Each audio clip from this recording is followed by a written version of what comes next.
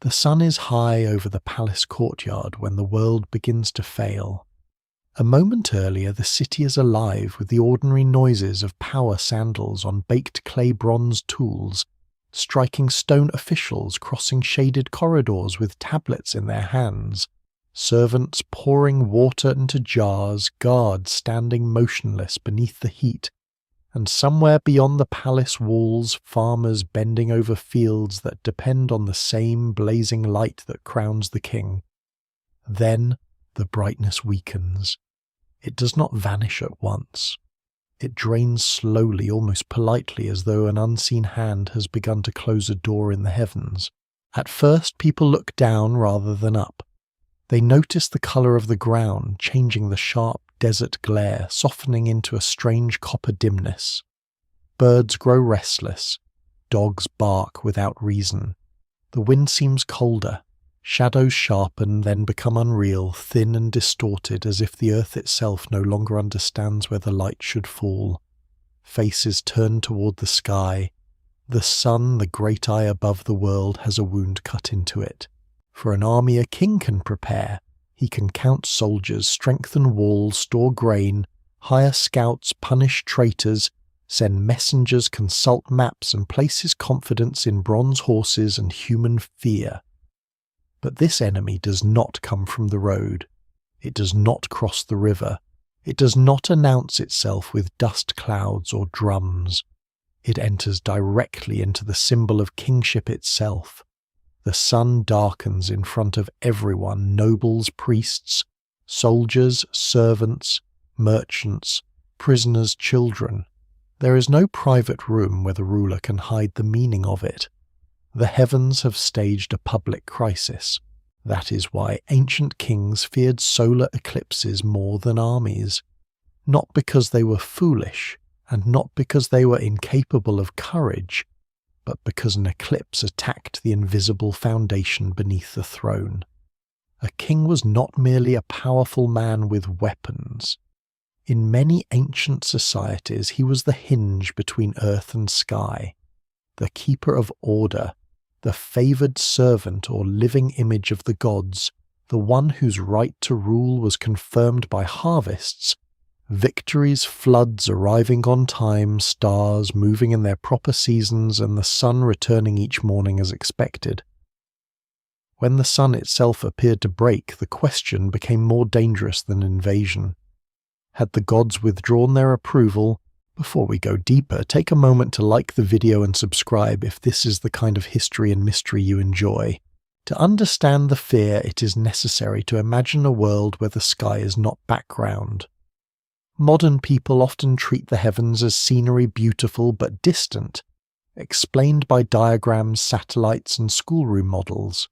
Ancient people lived beneath a sky that was closer, heavier, and more personal.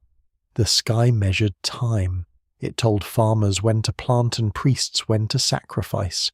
It guided travellers through deserts and sailors across dark water. It marked festivals, omens, royal births, funerals, and the beginning of years. It was not silent space. It was a vast readable surface, and every unusual event seemed capable of meaning something. The sun was the most obvious power in that surface. It made crops possible. It dried floods. It marked the day. It killed with heat and saved with warmth. It revealed enemies and chased away dangerous night. For rulers, the sun offered a perfect image of authority, high, constant, visible to all, untouchable and necessary.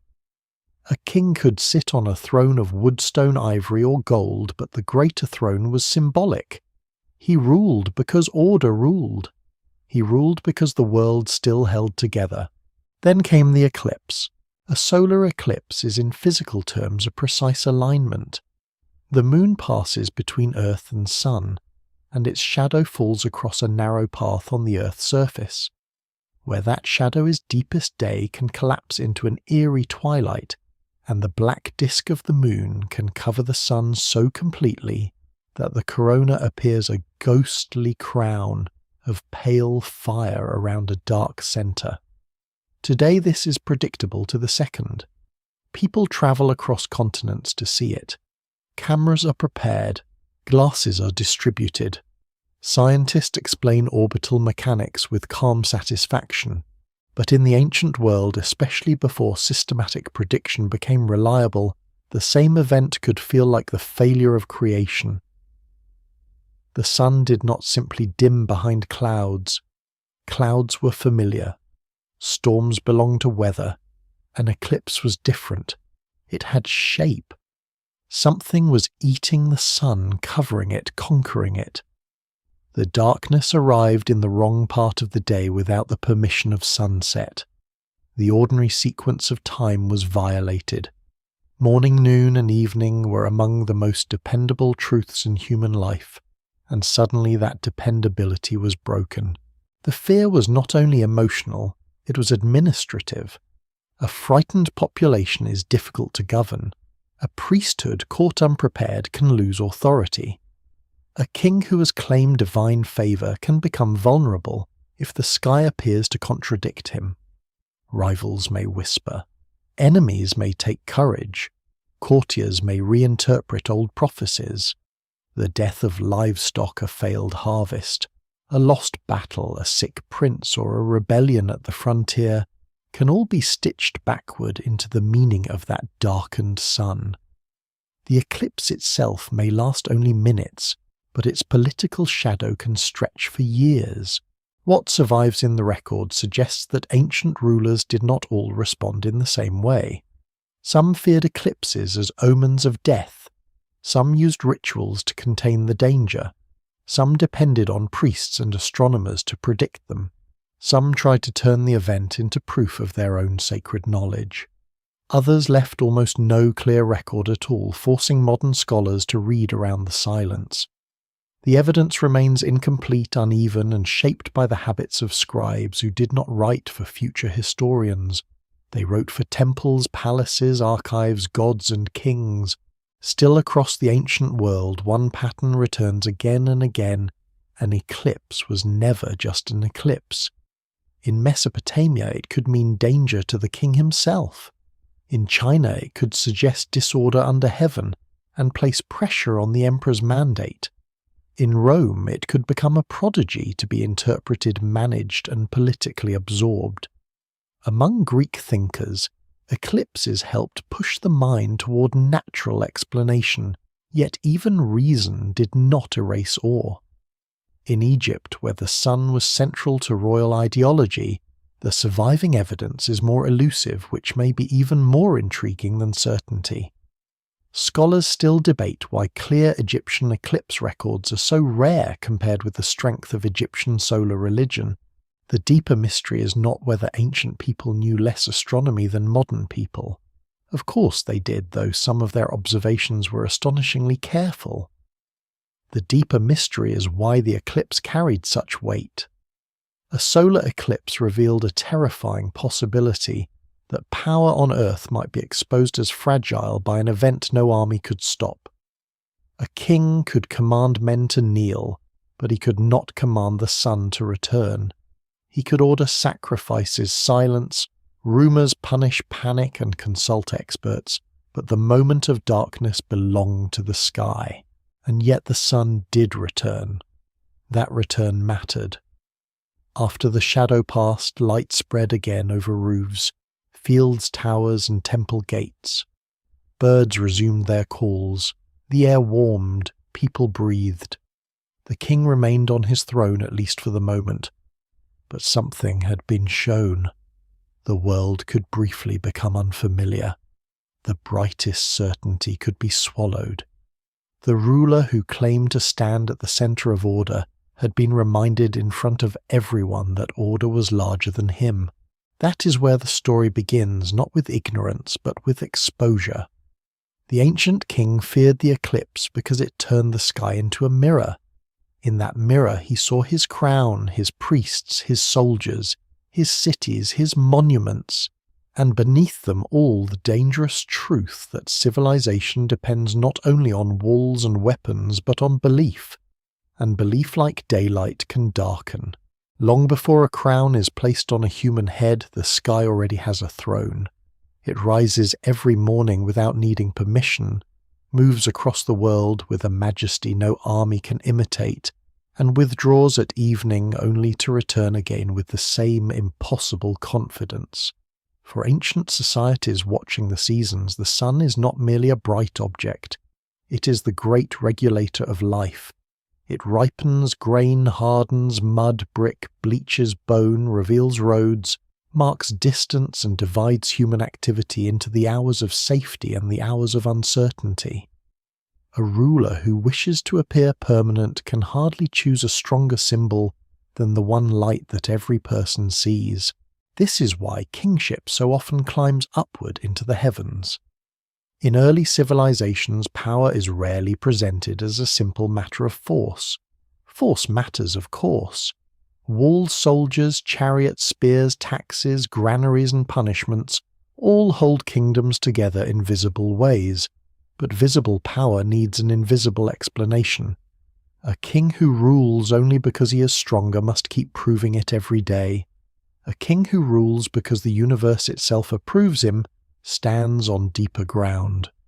His authority becomes part of the order of things like sunrise, flood, season, planting time, harvest, and the turning of stars. In Mesopotamia, where cities rise between the Tigris and Euphrates, the heavens are watched with the seriousness of statecraft. Temples stand at the center of urban life, not simply as places of worship, but as institutions that organize labor, store goods, measure time, and preserve knowledge.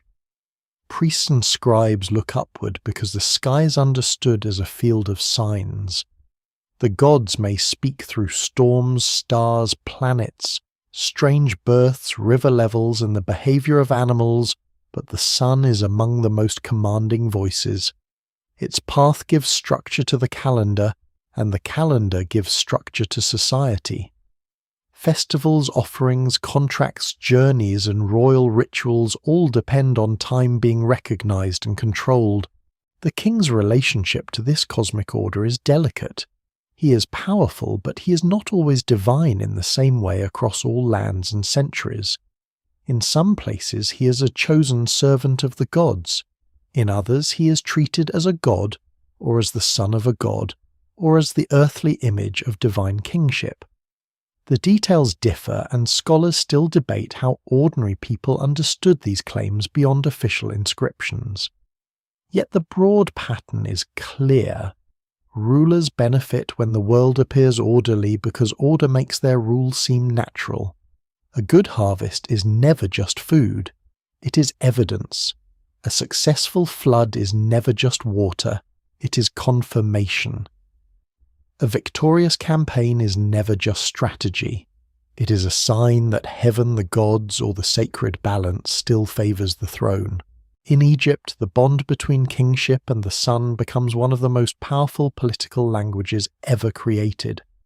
The pharaoh is linked to the solar god Ra, and Egyptian temples, tombs, and royal names are filled with solar meaning. The eastern horizon, where the sun is reborn, and the western horizon where it descends into the realm of the dead shape not only religious imagination but the geography of monuments. The king is connected to the daily victory of light over darkness, to renewal, resurrection, and cosmic stability. The Egyptian concept of Mat, often translated as truth, balance, justice, and order, is not an abstract slogan. It is the condition that allows the world to continue. The ruler's duty is to uphold it. If Mat fails, the danger is not merely political disorder, it is cosmic disorder. This makes the sun a royal partner, but also a royal witness. Every sunrise seems to support the order the king claims to protect. Every carefully timed ritual reinforces the idea that the palace and temple understand the pattern of the universe. Architecture itself can serve this claim. Temples may be aligned with solar events. Royal monuments may be placed where light performs meaningful acts at particular times of year. The world is being arranged as a stage on which the ruler appears in harmony with the heavens. Stone shadow, doorway, horizon, and calendar all become parts of the same argument. In China, the emperor's authority is framed through heaven. a moral and cosmic power that grants legitimacy through what later becomes known as the mandate of heaven. This mandate is not unconditional. It can be lost through misrule, disaster, rebellion, and disorder. That idea gives Chinese political thought a striking tension. The ruler is exalted as son of heaven, yet the same heavenly order that elevates him can also judge him. Eclipses, comets, earthquakes, floods, droughts, and other unusual events may be read as warnings that something is wrong in the relationship between ruler and cosmos. The emperor stands higher than ordinary men, but he also stands directly beneath the sky's scrutiny. That scrutiny makes astronomy a matter of governance. Calendars are not neutral tools. To issue a calendar is to claim control over time itself. The ruler who announces months, seasons, festival days, and ritual timings presents himself as the organizer of human life under heaven. In many ancient states, calendar making belongs near the center of power because it links agriculture, taxation, religion, labor, and legitimacy. When fields must be planted, when canals must be cleared, when offerings must be made, when armies can march, when kings appear in ceremony, the calendar speaks. And behind the calendar is the sky. The lesser-known detail is that ancient authority often depends not on mystery alone, but on the management of mystery. Kings and priests do not need the heavens to be completely unknowable. In fact, partial knowledge can be more useful than ignorance. If specialists can predict a seasonal flood, calculate a festival, track the moon, or warn of an ominous configuration, then the palace appears closer to the divine machinery than ordinary people are. Knowledge becomes sacred property. It separates those who interpret signs from those who merely suffer them. A ruler surrounded by sky watchers possesses not just information but a form of controlled awe. Yet this arrangement contains a hidden weakness. The more a king ties himself to the sun, the more vulnerable he becomes when the sun behaves strangely. Royal ideology borrows the sun's permanence, but it also inherits the shock of any disruption. A ruler crowned beneath solar symbols is strengthened by daily light until the day that light falters. Then every carved disc, every golden crown, every hymn to cosmic order, every temple alignment, and every claim of divine favor can turn into a question. If the sun is the emblem of kingship, what does it mean when the emblem is wounded? No single explanation fully accounts for how every ancient society understood this danger. Some people may have panicked, others may have trusted ritual specialists, still others may have watched with disciplined attention, knowing from records that the darkness would pass. But the political problem remains even when fear is controlled. The eclipse interrupts the great public performance of order. It shows that the king's world is not self-sustaining. It depends on forces beyond palace command. This is the foundation beneath the terror that follows. Before an eclipse can become an omen, before priests can calculate it, before soldiers can tremble beneath a darkened noon, there must first be a world in which power is written across the sky.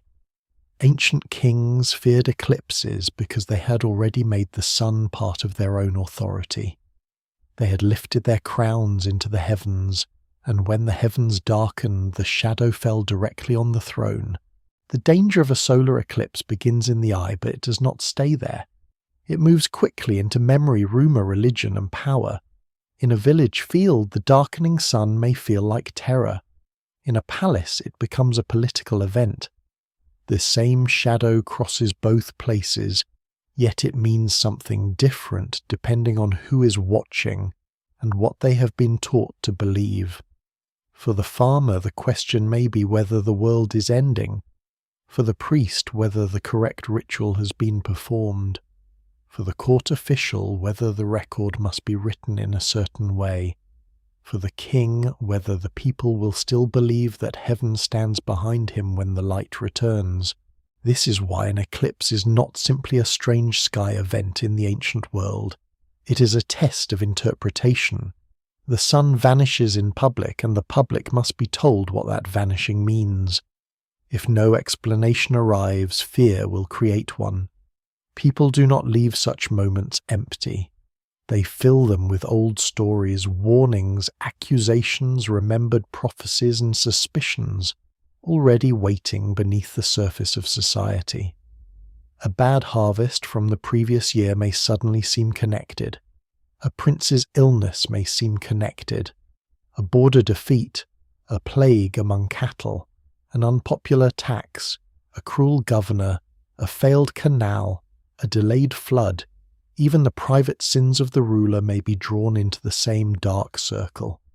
The eclipse becomes a center of gravity, pulling scattered anxieties into one visible sign. For kings, this is more dangerous than ordinary fear. Armies can be met at the frontier, but meaning spreads inside the walls. It crosses class, language, and rank.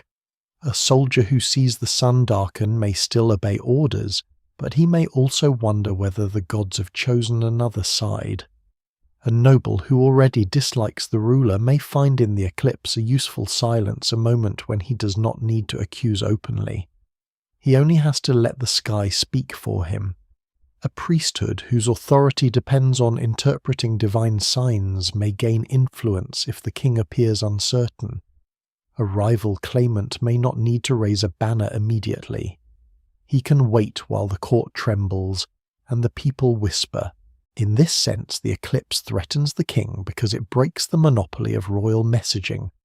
Most royal power is carefully staged. The king appears in ceremony wearing the right garments beneath the right symbols at the right season, surrounded by officials who reinforce his position. Inscriptions describe him as victorious, beloved, chosen, strong, just radiant, favored by gods. Monuments speak in stone with a confidence that leaves little room for doubt. But an eclipse is not staged by the palace. It happens above everyone. The king does not control its timing, its darkness, or its emotional effect. He can only respond after the sky has already acted. This public quality matters. A private omen can be hidden. A troubling dream can be managed within the court. A bad liver reading from a sacrificed animal can be interpreted by specialists and contained within ritual procedure. Even a failed harvest can be blamed on local officials, weather enemies, or neglected offerings. But a solar eclipse appears over cities and fields at once. It makes witnesses of people who normally have no access to royal secrets. The poor, the enslaved, the foreign merchant, the child, the widow, the guard, and the high official all see the same wound in the sun. For a few minutes, cosmic anxiety becomes democratic. That is a very uncomfortable arrangement for a king. The political meaning of the sun also creates a cruel irony. Royal ideology often depends on visibility. The ruler must be seen. His image must be carved, painted, carried, named, praised, and repeated. The sun helps make him visible and gives his visibility sacred force. Yet during an eclipse, visibility itself becomes unstable. The light that reveals the king's world turns against him by withdrawing. Palaces lose their brilliance. Gold becomes dull. Painted walls flatten. Sacred courtyards fall into unnatural twilight. The physical environment performs a kind of symbolic criticism, even if no one says it aloud. What survives in the record suggests that many ancient societies tried to prevent this symbolic criticism from becoming political disaster. They built systems of response. Rituals could be performed, drums could be beaten, offerings could be made, prayers could be recited. Officials could record the event in a way that placed it within an accepted tradition of omens rather than letting it become uncontrolled panic. In some cultures, people imagined a creature attacking the sun and made noise to drive it away. In others, the event was treated as a warning from divine powers, requiring repentance, sacrifice, or correction. These explanations differ widely, and scholars still debate how literally different communities believed them at different times. But they share a practical purpose. They give fear a shape. A shaped fear is easier to govern than a shapeless one. If the eclipse means the gods are angry, then ritual can answer anger. If it means a dragon threatens the sun, then noise and ceremony can help restore order. If it means the king is in danger, then protective rites can be performed. If it means heaven warns the ruler, then reforms, confessions, or court actions can be presented as necessary correction. Even when the explanation seems strange to modern ears, it can serve an intensely rational social function. It tells people what to do while they are afraid. The deeper problem is that explanations can also accuse. If the heavens are moral, then a disturbance in the heavens may imply a disturbance on earth. The king's body, the state's body, and the cosmic body are linked.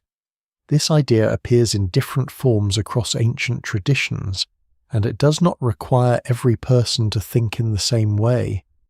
Official ideology is often cleaner than lived belief. Ordinary people may have mixed reverence with skepticism, fear with routine obedience with resentment. The evidence remains incomplete because most ordinary voices were never written down. But the structure of power made the risk unavoidable. If the ruler claims credit for cosmic harmony, he may receive blame for cosmic disorder. That is what turns a solar eclipse into a political crisis. It is not only darkness, it is darkness inside a system that has taught people to read the sky as meaningful. The king has inherited the sun's glory, but now he must also answer for the sun's disappearance. The shadow crosses the land, and in the brief crossing, the ruler's most important claim is exposed to public inspection. Does he still stand between earth and heaven, or has heaven stepped away from him? The answer never comes from the eclipse alone. It comes from what happens around it.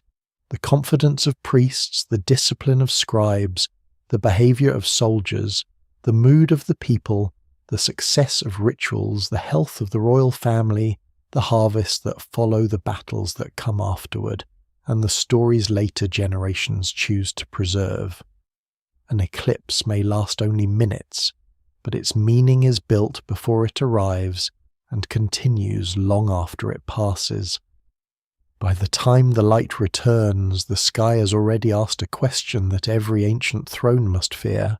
Before astronomy becomes a science of prediction, the eclipse belongs to a more dangerous country of the mind. It comes from the place where observation myth fear and political need all meet. Ancient people are not simply staring upward in confusion. They are trying to fit a terrifying event into the explanations available to them. They know the sky has patterns. They know the moon changes shape. They know seasons return. They know certain stars rise at certain times of year. But a solar eclipse is not like the slow swelling of the moon or the dependable arrival of dawn. It is sudden, rare in any one place, and deeply unnatural to the senses. Day becomes night without becoming evening. The sun is not hidden by weather, but by a clean moving darkness with edges. That shape invites story. Across many cultures, people imagine the sun being attacked, swallowed, wounded, stolen, or temporarily defeated. A beast may devour it. A dragon may seize it. A demon may cover it. A hostile force may invade the ordered world. These images are not random inventions.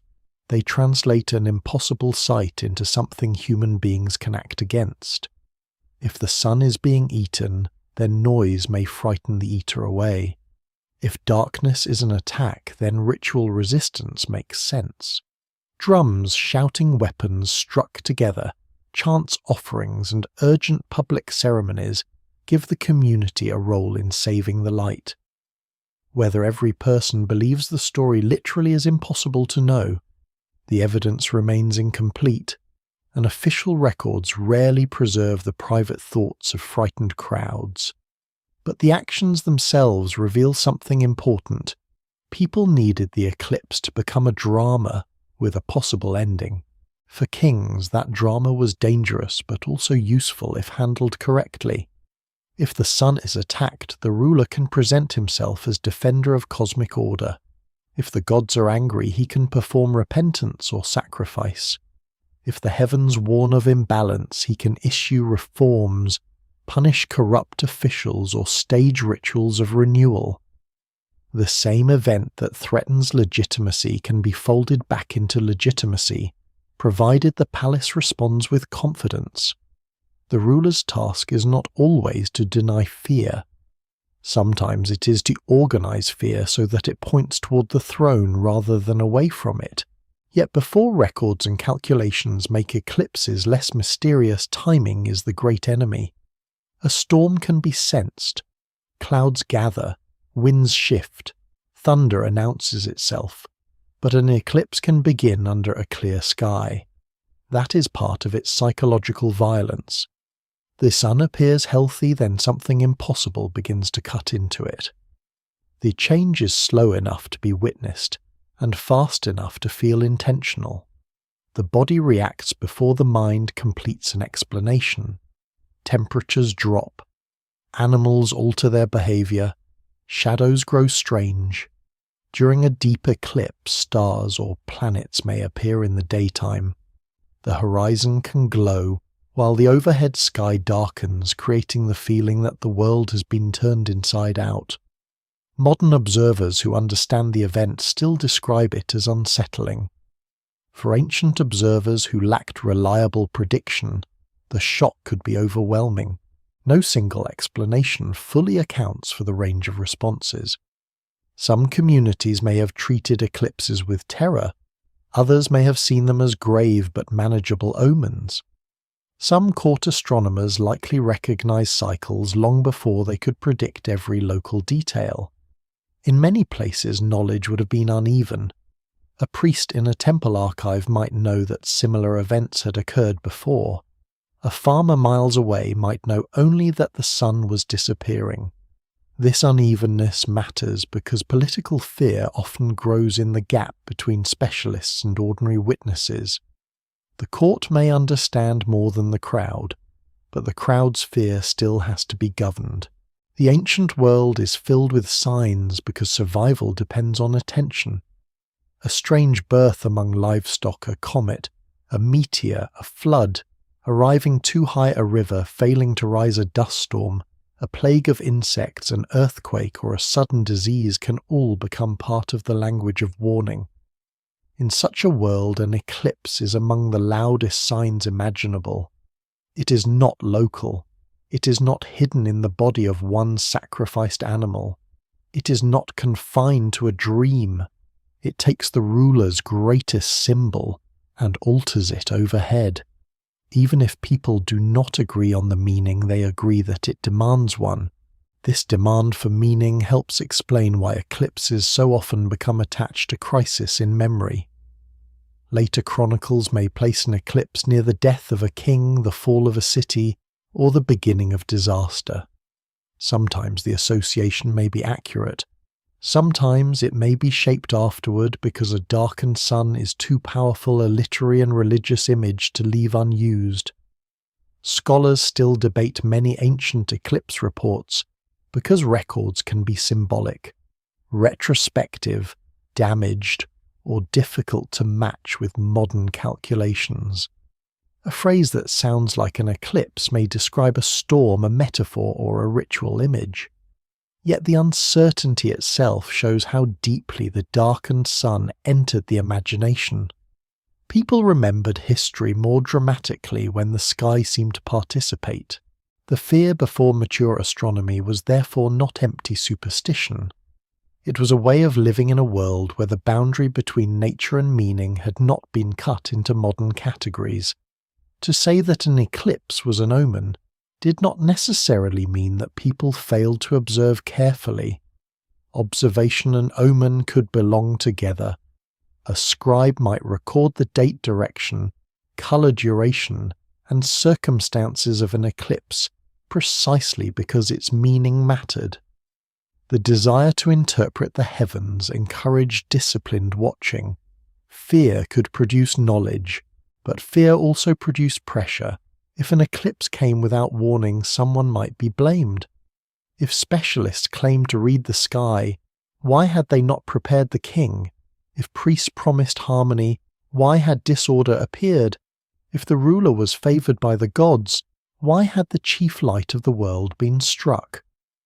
These questions could be whispered quietly, but kingship is often damaged by whispers before it is damaged by revolt. The palace might answer with offerings, proclamations, or silence. Each response carried risk. The earliest terror of eclipses lives in that fragile interval between event and explanation. The sun darkens, people freeze, birds fall silent. The ruler waits for priests to speak. The city waits for the light to return. In those moments before calculation can tame the shadow, the world feels negotiable. Perhaps order will resume. Perhaps it will not. Perhaps the king remains chosen. Perhaps the sky has revealed that another fate is already moving toward him. And because no human army can cause such a darkness, no human victory can fully answer it. The eclipse belongs to a power older than the throne, and that is precisely why the throne fears it. The first step toward controlling an eclipse is not prediction, it is memory. Someone has to notice that the sky has behaved strangely before, and someone has to preserve that strangeness long enough for a pattern to emerge. This is where fear begins to change its shape. A frightened crowd may remember the darkness as a wound in the sun, a monster's bite, or the anger of a god, but a scribe remembers it as a date, a direction, a season, a duration, a report attached to a reign. Over time, those dry details become one of the most powerful tools any ancient court can possess. The heavens may still be terrifying, but they're no longer completely without history. In Mesopotamia, this transformation reaches an extraordinary level. Across centuries, scribes record celestial events on clay tablets, pressing signs into wet clay that can survive long after palaces burn and dynasties vanish. Their goal is not science in the modern detached sense.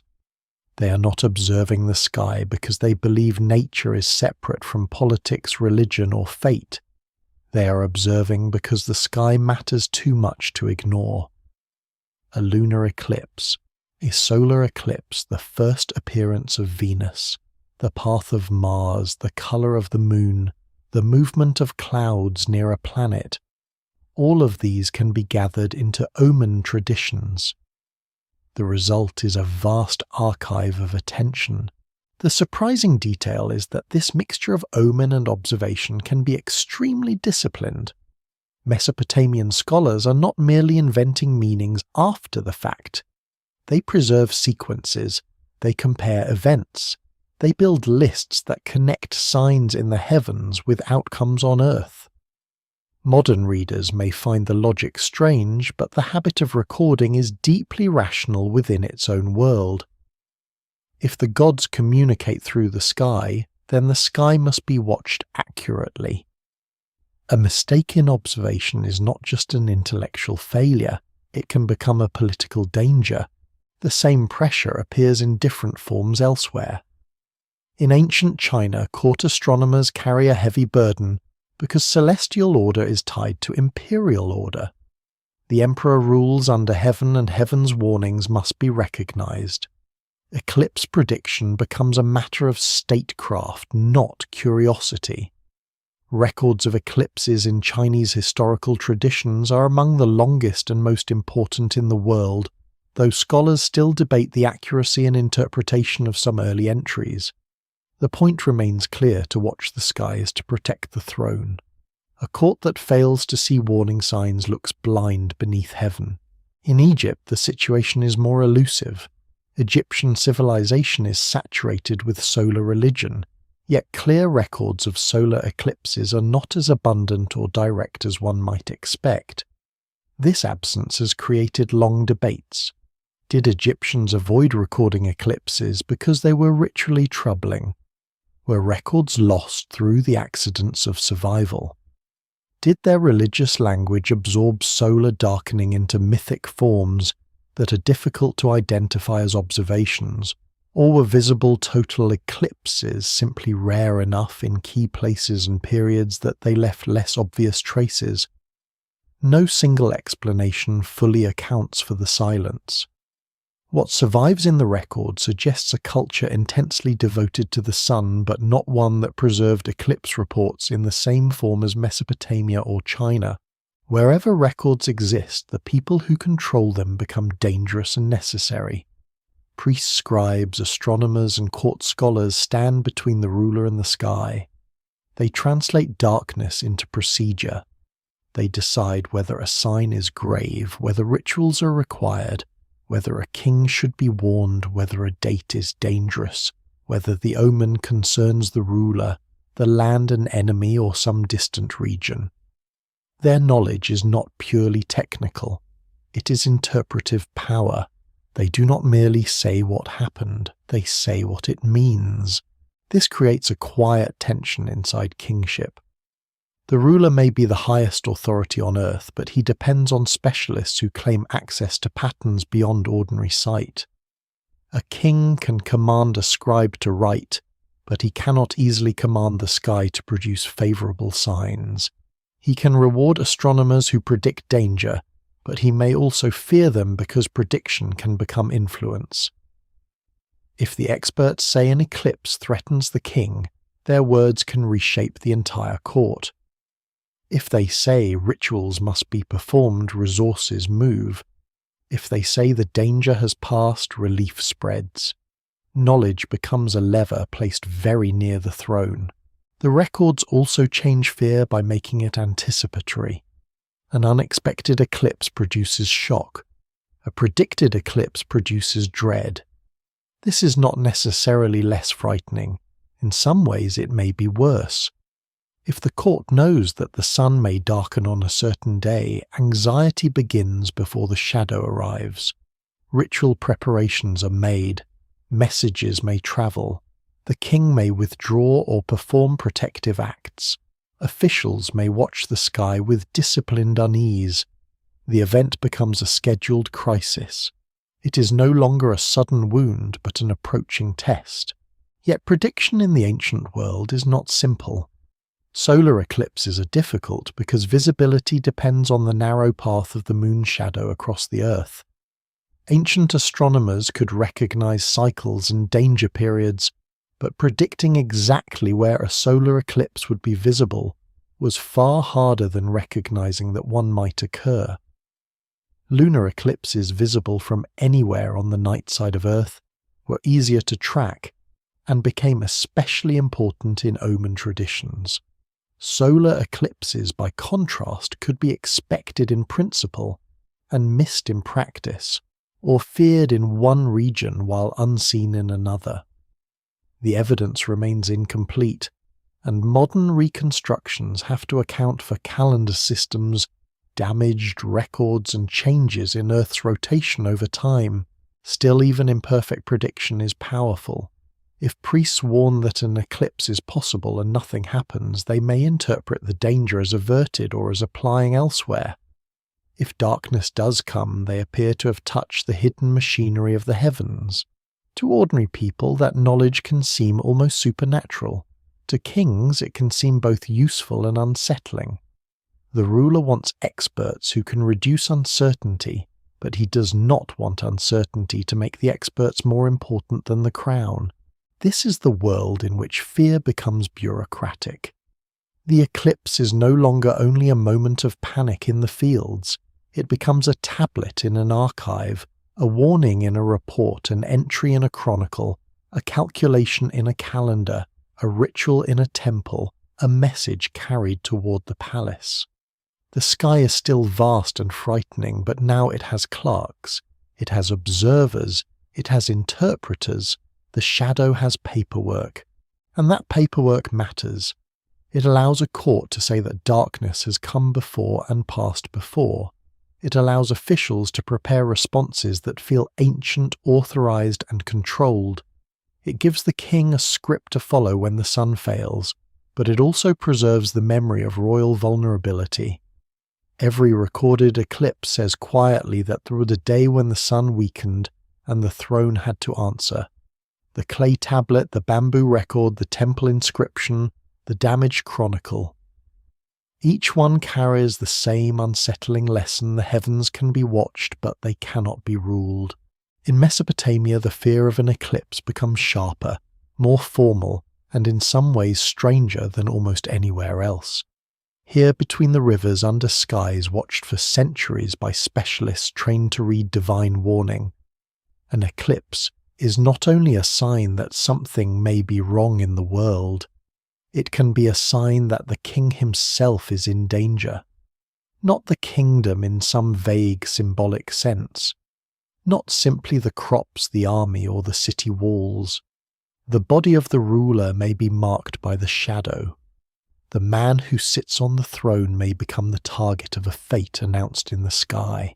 This belief grows from a world where kingship is intensely connected to divine order, but also constantly exposed to divine judgment.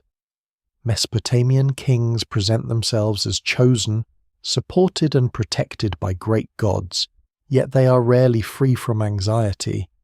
Cities compete, dynasties rise and fall, rivers flood unpredictably or fail to behave as hoped. Enemies come from mountains, deserts, and rival plains. The gods are powerful, but their intentions are not always gentle.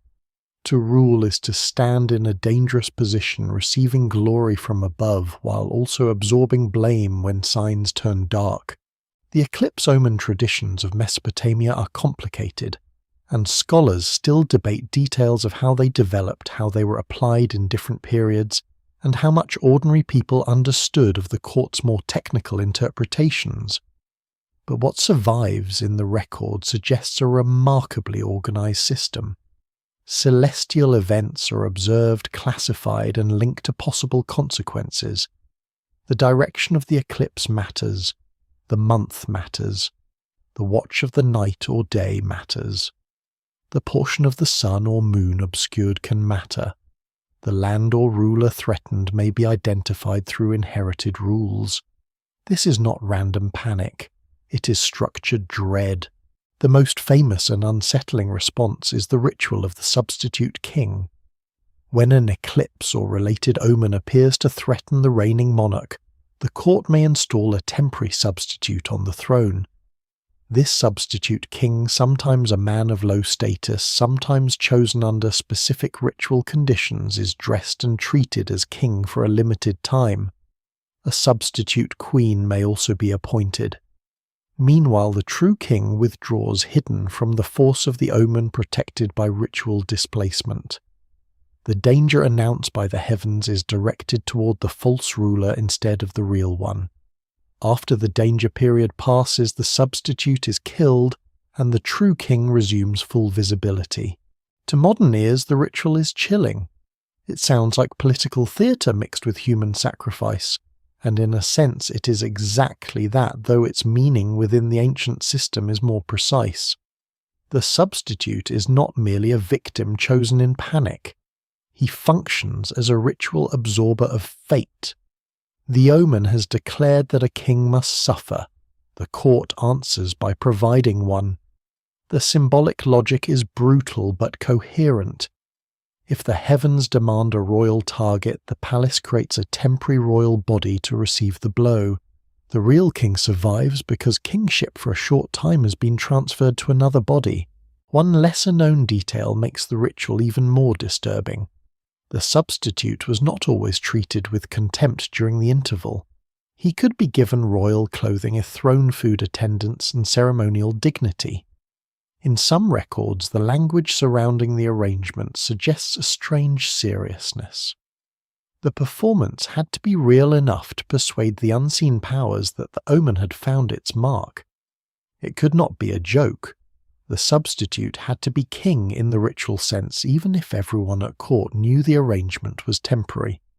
Power here appears almost like a costume with metaphysical weight. Put the right body in the right place, surround it with the right signs, and fate may be redirected. This reveals something profound about ancient kingship. The king is an individual, but he's also an office and image, a ritual position. His body matters because it carries the state's symbolic life. If the king falls ill, the land may worry. If the king dies unexpectedly, order may tremble. If the sky threatens the king, the danger can be handled by manipulating the symbols that define kingship itself. The substitute king ritual is horrifying, partly because it shows how seriously those symbols were taken. The throne is not just furniture. The crown is not just ornament. The name clothing palace and public recognition create a body that fate can see. Assyrian royal correspondence gives glimpses of the tension surrounding such events.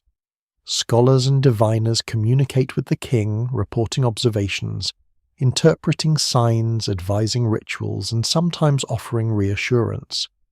These letters do not feel like the writings of people casually inventing superstition. They feel like the paperwork of a state under pressure from invisible weather. Officials are careful. They know their words have consequences. A mistaken interpretation could frighten the king unnecessarily, or worse, fail to protect him from a danger later believed to have been real. The court astronomer is not simply a scientist or priest. He is a risk manager for cosmic politics.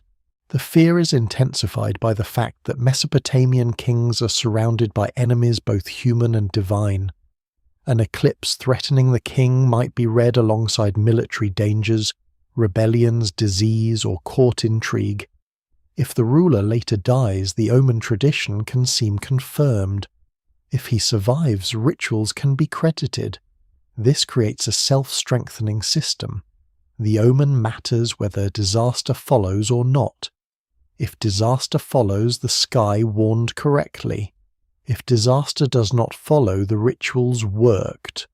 No single explanation fully accounts for the endurance of such beliefs, but their practical power inside the royal court is clear.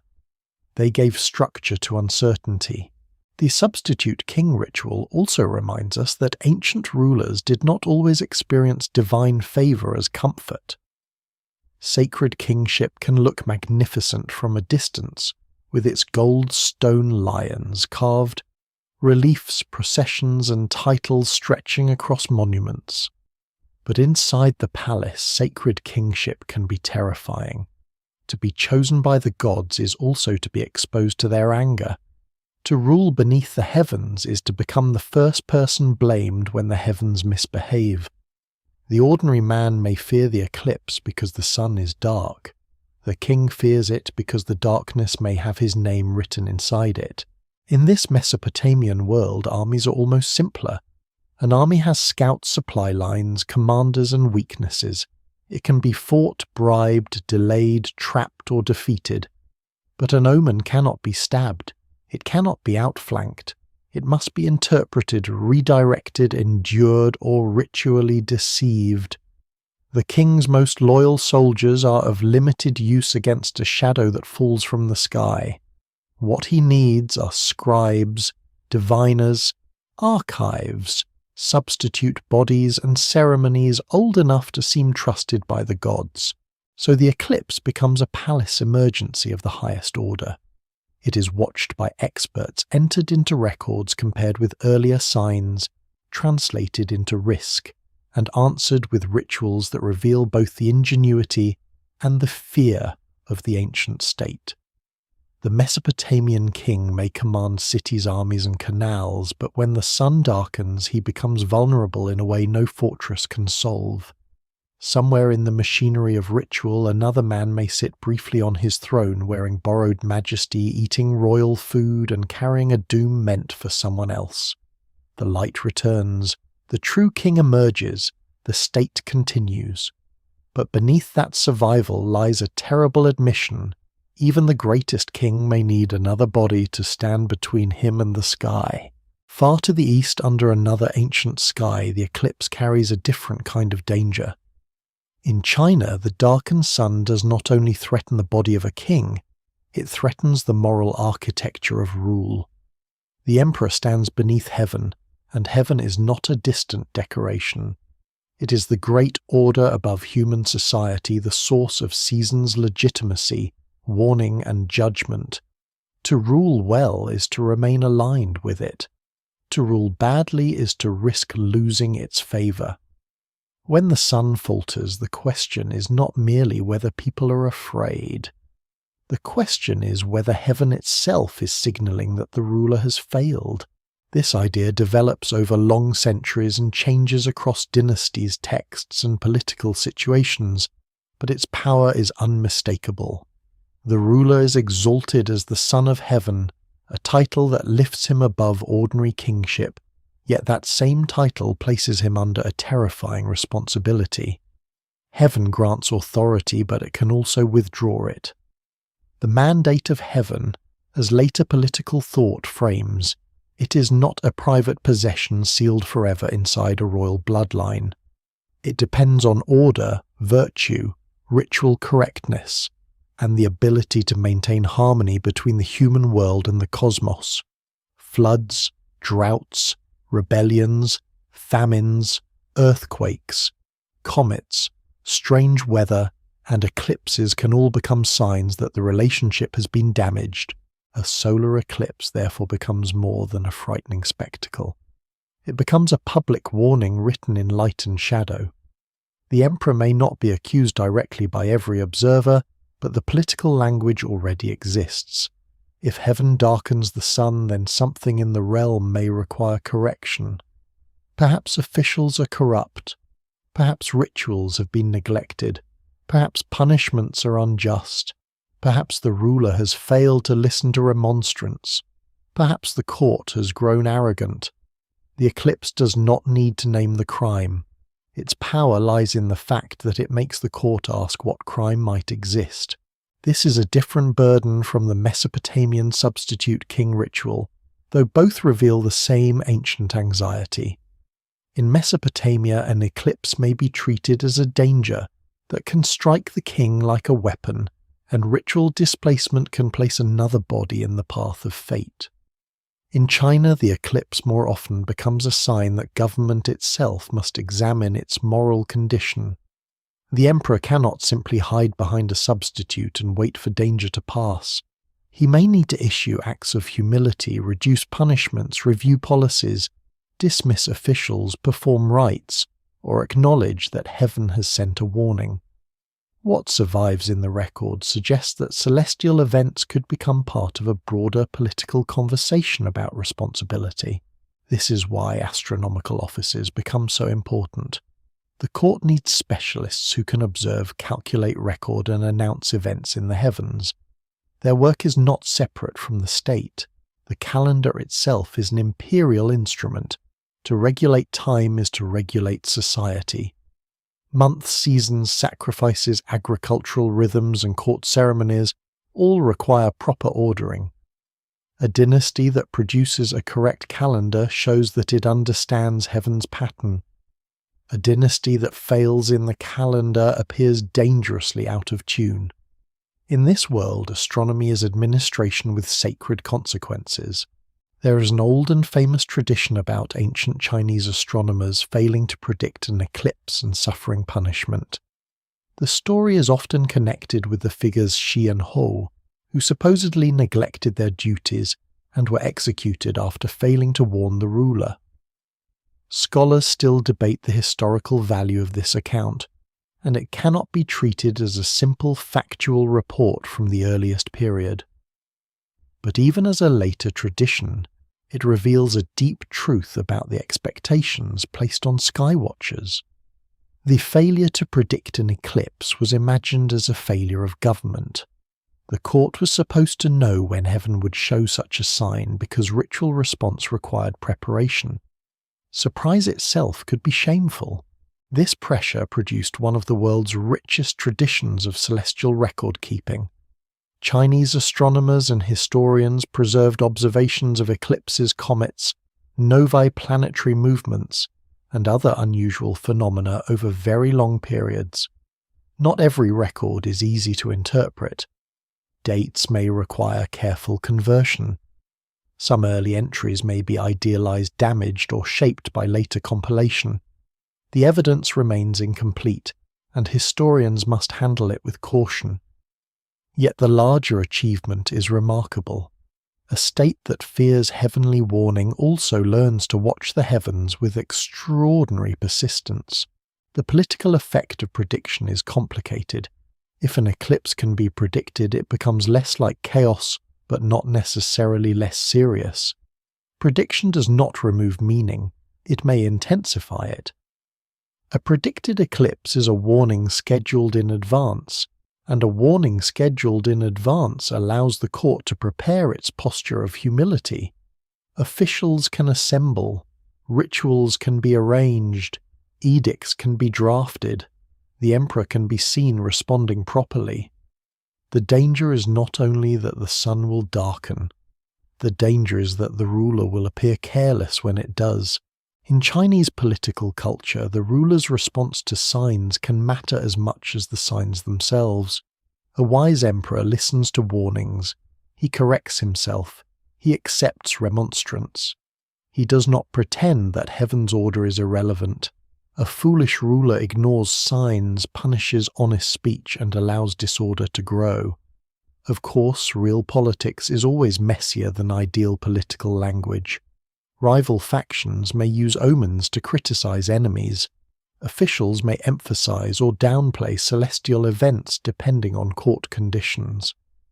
Later historians may arrange signs around the rise and fall of dynasties to make moral lessons clearer than life itself. No single explanation fully accounts for every recorded eclipse or its political use. But the framework gives celestial events a place inside the drama of rule. There is also a subtler fear here. The emperor's greatness depends on distance. He is elevated, ritualized, surrounded by court procedure, hidden behind layers of office and ceremony. Yet an eclipse creates a direct relationship between heaven and all observers. People across a region may see the sky darken with their own eyes. They do not need palace permission to know that something has happened. The court can interpret the event, but it cannot prevent witnesses. The eclipse briefly reduces the distance between imperial ideology and ordinary perception. Heaven appears not as a doctrine recited by officials, but as a shadow falling over fields, roads, markets, and ancestral altars. That shadow could be dangerous in times of weakness. When a dynasty is strong, an eclipse may be absorbed into ritual order. The emperor acknowledges the sign, officials perform their roles, records are made, and the state continues with renewed seriousness. But when famine spreads, taxes bite too deeply, floods break dikes, rebellions gather, or court corruption becomes obvious, a darkened sun can feel like confirmation. It becomes one more sign in a pattern of failure. The eclipse does not overthrow a dynasty by itself. Armies, economics, climate administration, and human decisions do that. But it can help people believe that collapse is not merely political. It is cosmic. This is why ancient Chinese rulers feared eclipses more than armies in a very particular way. An army threatens borders, cities, and bodies. An eclipse threatens the moral claim that makes obedience meaningful. It asks whether the ruler still hears heaven. It asks whether the calendar, the court, the officials, and the rituals remain aligned with the order above. It asks whether the Son of Heaven is still a son in good standing. When the light returns, the emperor may still sit behind palace walls. The banners may still fly. The granaries may still be counted. The officials may still bow. But the record has gained another entry, and the entry is not neutral. It says that on a certain day, heaven darkened the sun. It says that the ruler had to answer. And in a civilization where history itself often judges dynasties by their harmony with heaven, such a sentence can outlive armies, palaces, and the men who tried to explain it away. In Egypt, the story becomes more elusive, and that elusiveness is part of its power. Few ancient civilizations place the sun so close to the center of kingship, death, rebirth, and cosmic order, yet clear records of solar eclipses are surprisingly difficult to find in the surviving Egyptian evidence. The absence feels almost like a shadow of its own. Here is a civilization that built temples around the journey of light-carved solar discs above royal heads, praise the daily rebirth of the sun, and link the pharaoh to the great solar god Ra. If any ancient land should have left dramatic accounts of the sun being wounded in daytime, it seems Egypt should have done so. But the record does not behave as neatly as expectation. The Nile Valley teaches people to think in cycles. The river rises and falls. Fields drown, gleam with new silt, dry, crack, and bloom again. The sun crosses the sky with the same royal certainty, descending westward into the realm associated with death, and returning from the east as though creation has been renewed. Egyptian religion gives extraordinary meaning to this rhythm. The sun's daily passage is not simply an astronomical fact. It is a cosmic drama of danger and restoration. The solar god travels across the day sky and through the night world, facing forces of chaos before emerging again at dawn. Darkness is not empty. It has enemy serpents, gates, trials, and transformations. The return of light is victory repeated every morning. This makes Egyptian kingship deeply solar. The pharaoh is connected with Ra, with Horus, with the horizon, with the living order of the world. Royal names and titles carry solar associations. The image of the sun disk, sometimes with rays extending like hands, becomes a powerful sign of divine presence. Temples can be arranged so that light enters sacred spaces at meaningful moments. At Abu Simbel, much later in Egyptian history, the sun famously penetrates the inner sanctuary on certain days, illuminating divine statues while leaving the god of the underworld in darkness. Even where details vary by period and place, the larger principle is unmistakable. Light is not decoration. It is theology made visible. So why are eclipses not more obvious in Egyptian records? Scholars still debate the question, and no single explanation fully accounts for it. Part of the answer may be survival. Egyptian texts have come down to us unevenly. Stone inscriptions preserve royal victories, temple dedications, religious formulas, and monumental claims far better than daily observations. Papyrus, which might have held more practical records, is fragile and survives by luck, climate, and burial conditions. Many archives have simply vanished. A missing eclipse record does not prove that no one noticed an eclipse. It may only prove that the material on which it was written has become dust. Another possibility is that Egyptian religious language absorbed eclipse-like fears into broader myths of solar danger. The serpent Apophis, enemy of the sun god, threatens the solar journey and must be defeated again and again. Darkness, interruption, and cosmic attack are already present in the religious imagination. If the sun dimmed unexpectedly, Egyptians may not have needed to create a separate documentary tradition for it, in the same way Mesopotamian omen scholars did.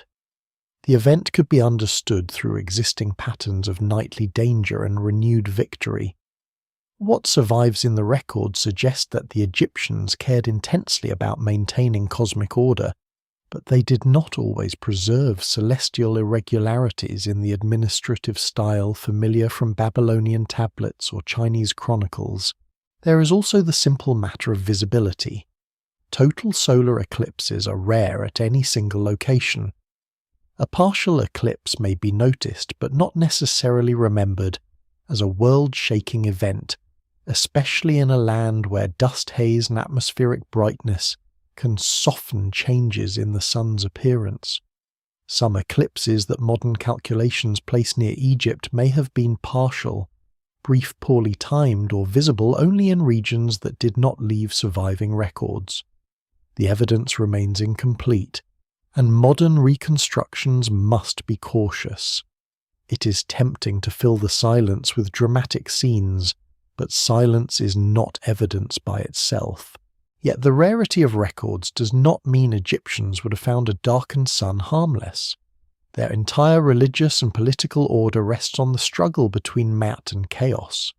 Ma'at is balance, rightness, truth, proper order, the condition that allows gods, humans, kings, rivers, fields, and stars to continue in their correct relationships. The pharaoh's duty is to uphold Ma'at and push back Isfet, the force of disorder. A solar eclipse, if interpreted as an attack on the sun or interruption of cosmic rhythm, would have touched the heart of that worldview. The danger would not simply be that people feared the sky. The danger would be that the event resembled the very disorder the king exists to defeat. This makes Egypt different from Assyria, where detailed omen traditions may point directly toward the king's body, and different from China, where the eclipse can become a public warning about heaven's mandate. In Egypt, the solar crisis is folded into an older and more mythic struggle. The king is not merely being warned. He is part of the cosmic machinery that keeps the sun moving, the Nile flowing, and the world from sliding back toward the waters of chaos.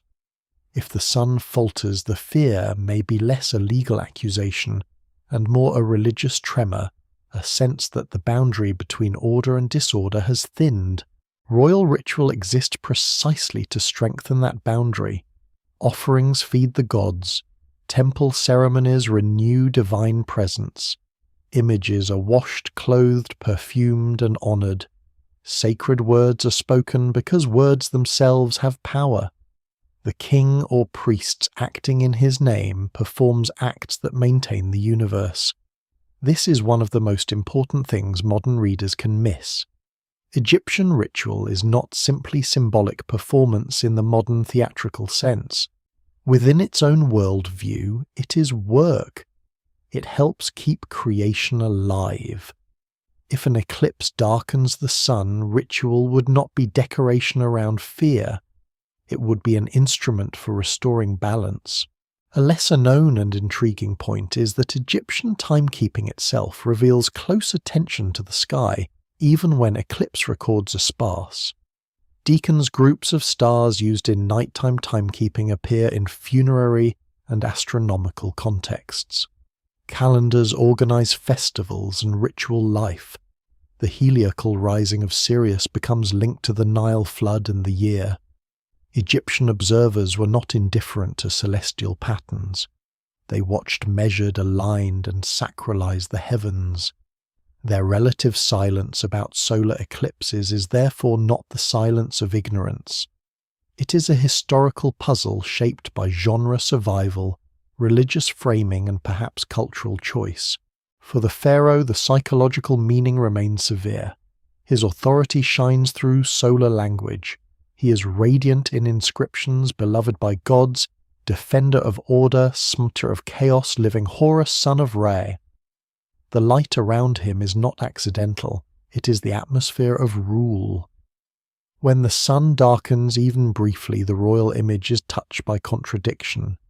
The same symbol that makes the king seem eternal reveals that even the brightest power can pass through danger. And perhaps that is why Egypt's silence feels so haunting. Other civilizations leave us tablets and chronicles that speak more directly. Egypt leaves monuments of light hymns to renewal tombs aligned with cosmic journeys, and a vast religious imagination in which the sun is always victorious but always threatened. The eclipse, whether recorded plainly or hidden behind mythic language, belongs naturally inside that tension. Every dawn says order has survived. Every night says order must be defended again. A solar eclipse would compress that nightly battle into the middle of day, showing the enemy's shadow when no one expects it. The pharaoh may still stand before temples of gold and stone. The priests may continue their rites. The Nile may keep moving between its banks. But for a few minutes the land of the sun would feel the old fear rise, that chaos has not been destroyed, only held back. That light is not automatic, only renewed, and that the king, however radiant his titles, rules in a universe where even Ra must fight to return. In the Greek world, the eclipse begins to change its intellectual clothing, though it does not lose its power to frighten. Here, among cities scattered around the Aegean, along the coasts of Asia Minor, across islands, harbours, sanctuaries and trading routes, the darkened sun becomes part of a different kind of story, the slow and uneven movement from omen toward explanation. That movement is often told too simply, as if reason arrives one morning and superstition quietly leaves by the back door. The truth is more human and more interesting. Greek thinkers ask natural questions about eclipses, but soldiers still panic. Sailors still watch the sky with dread. Cities still consult oracles, and political leaders still understand that an event in the heavens can shake men more quickly than a speech. The Greeks inherit a world already rich in celestial meaning. They do not invent sky-watching from nothing. They live among older civilizations, trade with Egypt and the Near East, borrow, argue, reinterpret and transform. The Eastern Mediterranean is not a set of sealed boxes. Knowledge travels with merchants, captives, envoys, craftsmen, priests and stories. What Greek thinkers eventually do with eclipses belongs partly to this wider inheritance. They begin to ask whether the sun darkens not because a god is angry in a direct personal sense, but because one heavenly body moves in front of another. This is a profound shift, but it is not a simple rejection of wonder. It is wonder becoming geometric. The famous name that hovers over this shift is Thales of Miletus, traditionally said to have predicted a solar eclipse that occurred during a battle between the Medes and the Lydians. Later writers treat this as a landmark moment, a philosopher foreseeing the darkening of the sun, and in effect turning terror into knowledge. Scholars still debate exactly what Thales knew, whether he predicted the eclipse in any precise modern sense, or whether the story was improved by later generations eager to find a dramatic beginning for Greek science. The evidence remains incomplete and caution is necessary. Yet the story survived because it expresses something people wanted to believe, that the mind could discover pattern even in the most frightening interruption of daylight. Whether or not Thales made the prediction, as later tradition claims, Greek inquiry into eclipses did become increasingly naturalistic. Thinkers such as Anaxagoras argue that the sun was a fiery body and that eclipses had physical causes. Such ideas could be dangerous because they reduce the distance between divine sign and natural process. To say that the sun is not a god in the old poetic sense but a blazing mass is not merely a scientific suggestion. It is a cultural disturbance. It alters the meaning of worship, omen and political fear. It implies that some events terrifying to cities may be explained by the arrangement of bodies rather than by the mood of gods. This does not mean Greek religion disappeared from the sky. Far from it. Greek cities remained deeply ritualized. Sacrifices, festivals, omens, dreams, sanctuaries, and divine signs continued to shape public life. A general might still hesitate if omens were poor. A city might still seek guidance from Apollo. A sudden darkness could still be remembered as ominous, especially if it came near war plague or political crisis. What changes is that another language begins to exist beside the older one. The eclipse can be a sign and a mechanism, a warning and an alignment, a terrifying event and a problem for geometry. This coexistence is important. Modern people often imagine that explanation destroys fear, but explanation can live beside fear for a very long time. A sailor may understand winds better than his grandfather and still fear a storm.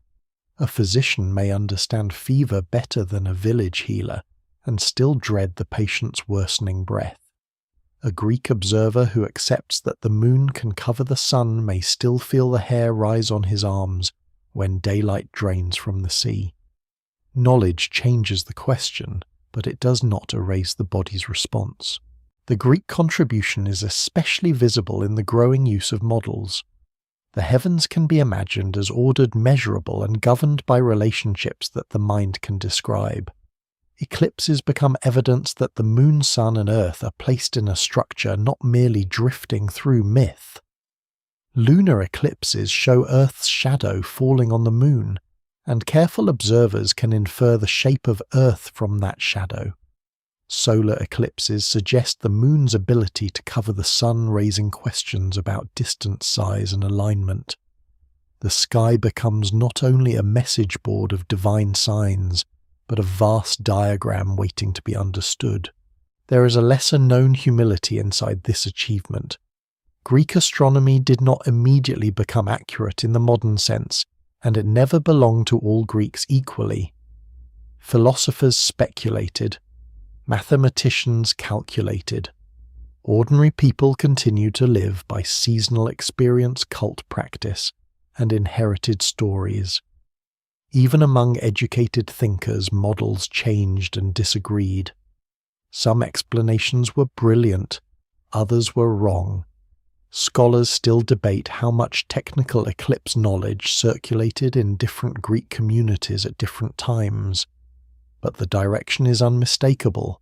The eclipse is being pulled into a world where cause can be discussed without always being reduced to divine intention. That shift has political consequences. If an eclipse can be predicted or explained, then the king, tyrant, general, or assembly faces a new challenge. Panic can be countered by knowledge, but knowledge itself becomes a form of authority.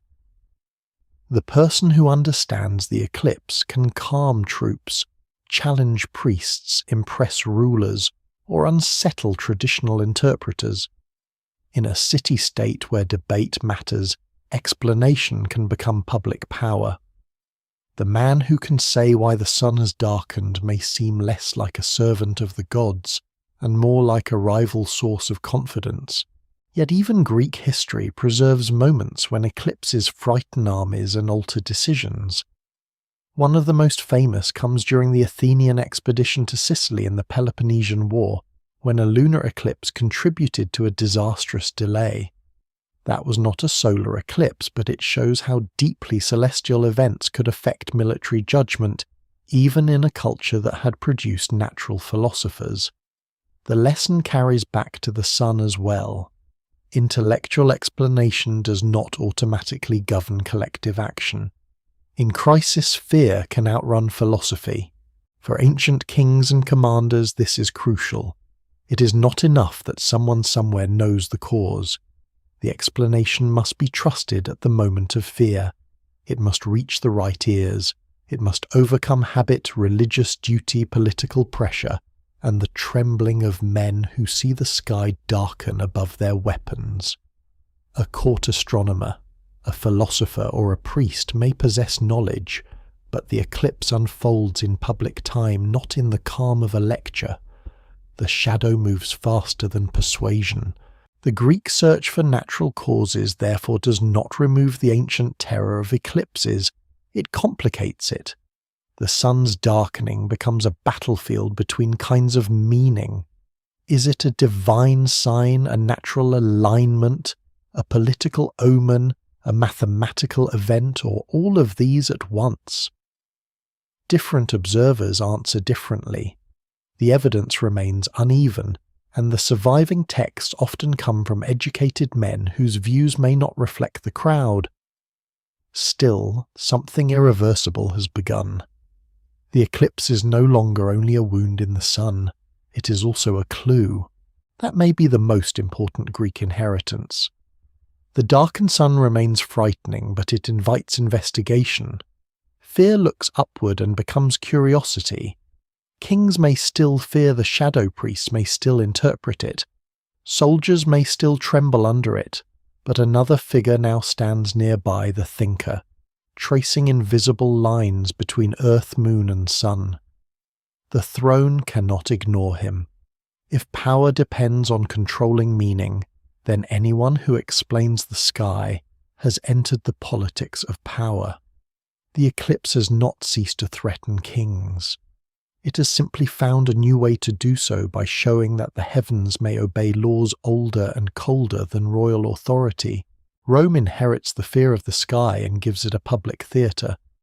In the Roman world, an eclipse does not drift only through private dread or philosophical debate. It enters a city obsessed with signs, procedure, authority, and the careful management of divine approval. Rome is practical, legalistic, military, and deeply religious all at once. A civilization where roads and aqueducts can coexist with sacred chickens, where generals calculate supply lines but still care whether omens permit departure, where the Senate debates policy under the gaze of gods whose favour must be maintained. In such a world, a darkened sun is not merely frightening. It is a prodigy, a disruption that demands recognition.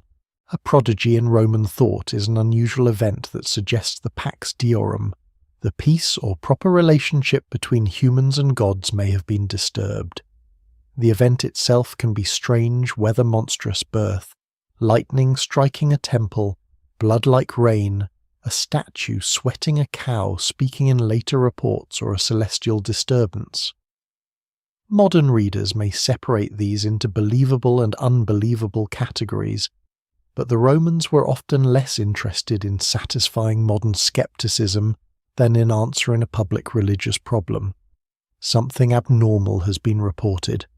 The state must decide whether it matters, whether it has been accepted as valid, and what ritual response will restore order. This is where Rome's genius for procedure appears. Fear is given offices, committees, priesthoods, formulas, sacrifices, and public acts. The Senate may consult priestly colleges. The pontiffs, augurs, haruspices, or keepers of sacred books may become involved depending on the nature of the sign. Expiatory rites may be ordered. Games may be held. Offerings may be made. Processions may move through the city. The goal is not simply to panic at the sky, but to incorporate the sky's abnormality into the machinery of the state. Rome does not like uncontrolled meaning. It prefers meaning that has been received, classified, debated, and ritually answered. A solar eclipse fits uneasily into that system because it is both predictable in principle and emotionally overwhelming in experience. By the late Republic and Empire-educated Romans have access to Greek astronomical explanations. Many know, at least in broad terms, that eclipses can result from natural alignments rather than sudden divine violence. Philosophers and writers can discuss them with curiosity. Yet Rome does not abandon the older political force of celestial events. A natural cause does not automatically remove religious meaning. The gods may work through nature. A regular phenomenon may still be significant if it occurs at a charged moment. A shadow over the sun during political crisis, civil war, imperial succession plague, or military disaster can become impossible to treat as neutral. The Roman state is especially sensitive to public emotion because Roman politics depends heavily on spectacle. Authority is staged in triumphs, funerals, games, sacrifices, assemblies, military ceremonies, and imperial appearances. The people of Rome are not passive scenery. They gather, watch, cheer, grieve, riot, remember, and judge. A ruler's legitimacy can be strengthened by public display and damaged by public unease. An eclipse interrupts that world of visibility. The same sun that shines on triumphal processions, standards, temples, and imperial statues suddenly withdraws its support. Marble darkens. Bronze loses fire. The city's sacred and political stage is dimmed by a force no magistrate has summoned. During the Republic, eclipses and other celestial signs could be folded into the competition of aristocratic politics. Roman leaders did not simply fight with armies and speeches, they fought with interpretations. A prodigy could embarrass an opponent, delay action, justify caution, or frame a decision as divinely supported. Religious procedure was not fake merely because it had political effects. In Rome, religion and politics were woven together so tightly that separating them too neatly distorts both. A magistrate who mishandled omens was not just superstitious or cynical. He risked appearing reckless toward the gods and therefore dangerous to the community. Under the empire, the symbolism grows more concentrated around one man. The emperor is not exactly the same kind of sacred king as a pharaoh, nor the same as the son of heaven in Chinese ideology, but imperial power gathers divine language, omens, astrology, public ritual and cosmic imagery around itself. Emperors are associated with stars, destiny, eternity, victory and the favour of gods. Imperial cult does not mean every subject believes the emperor is a god in the same simple way, and scholars still debate how belief varied across regions and classes. But the political function is clear. The emperor stands at the centre of a symbolic universe. A darkened sun near his rise, illness, death or defeat, can become part of the story people tell about his reign. The death of Julius Caesar, for example, is surrounded in later memory by celestial disturbance, including the famous comet that appears after his assassination and becomes a sign of his divinity. This is not a solar eclipse, but it shows the Roman appetite for reading politics in the sky. Celestial events could elevate a dead ruler, warn the living, or transform violence into destiny. When the heavens seemed to react, Roman memory listened. The sky could become a historian with better lighting. A lesser-known point is that Roman writers often use eclipses and celestial signs, not just to record fear, but to create moral atmosphere. An eclipse in a narrative may signal that the world has entered a period of disorder. It may accompany civil war, tyranny, sacrilege, or a rupture in the normal relationship between gods and state. This literary use complicates the evidence. Not every darkened sun in a text should be treated as a precise, astronomical observation. Some descriptions may be rhetorical, symbolic, or shaped by earlier models. The evidence remains incomplete, and historians must ask whether a passage records an actual eclipse, a metaphor, an atmospheric event, or a moralized memory. Still, the repeated use of darkened light reveals what the image meant. A failing sun was the perfect emblem for a failing order. Roman armies too could be affected by eclipses, though disciplined commanders learned to manage celestial fear. A general who could explain an eclipse before it happened might transform panic into admiration. If troops expect darkness, and then see it occur as predicted, the commander or his experts appear almost superhuman in knowledge. But if an eclipse surprises an army in hostile territory, the effect can be disastrous. Soldiers live close to fear even when they are brave. They march through strange lands, sleep under open skies, depend on omens, and know that one bad sign can spread through camp faster than disease. Rome's military machine is formidable, but its soldiers remain human beneath the armour. For emperors and generals, then eclipses are moments when control over interpretation becomes urgent. The event must be named quickly. It must be placed inside an acceptable frame. Is it an omen to expiate a natural event, to explain a warning to heed, or a sign conveniently attached to an enemy rather than oneself? Roman culture offers many tools for this work, but the need for those tools shows the danger. Rome's confidence rests on the idea that it knows how to maintain order with gods and men. An eclipse suggests even briefly that the order may be thinner than it looks. The Roman fear is therefore not primitive panic. It is civic anxiety. It belongs to a society that has built institutions for handling the abnormal, because abnormality is politically explosive.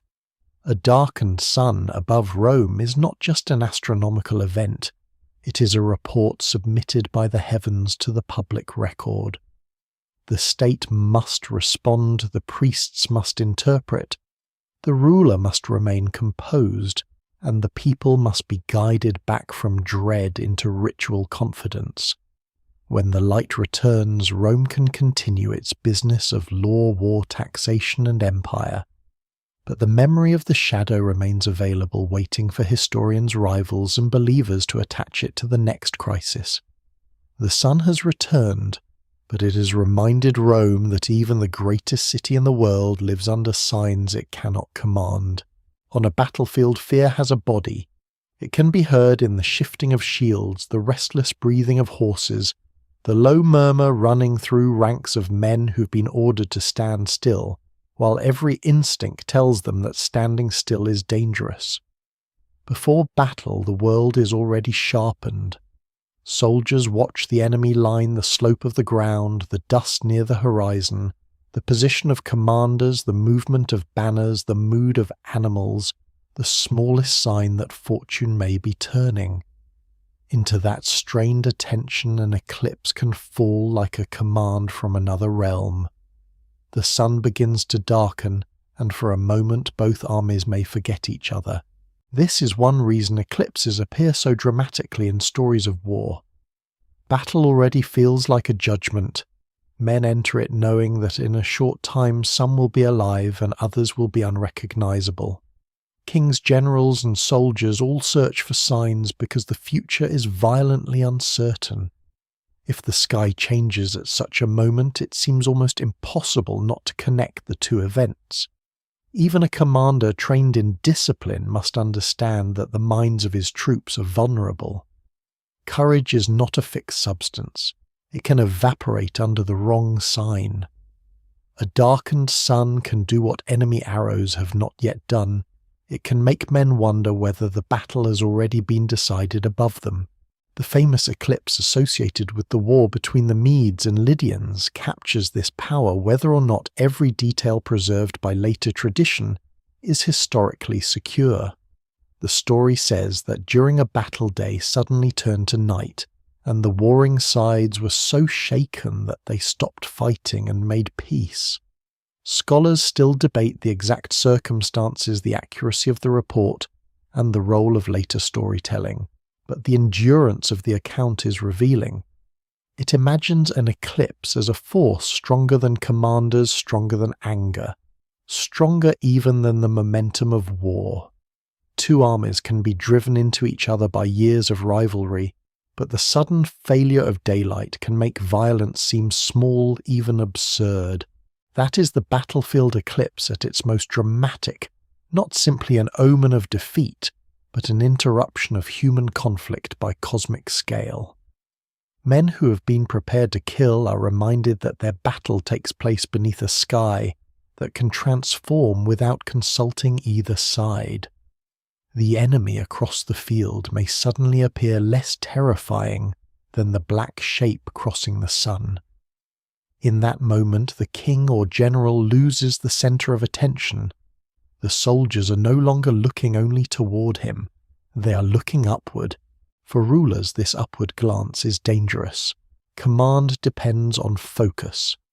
Soldiers must believe that orders matter, that banners matter, that formations matter, that the general sees more clearly than they do.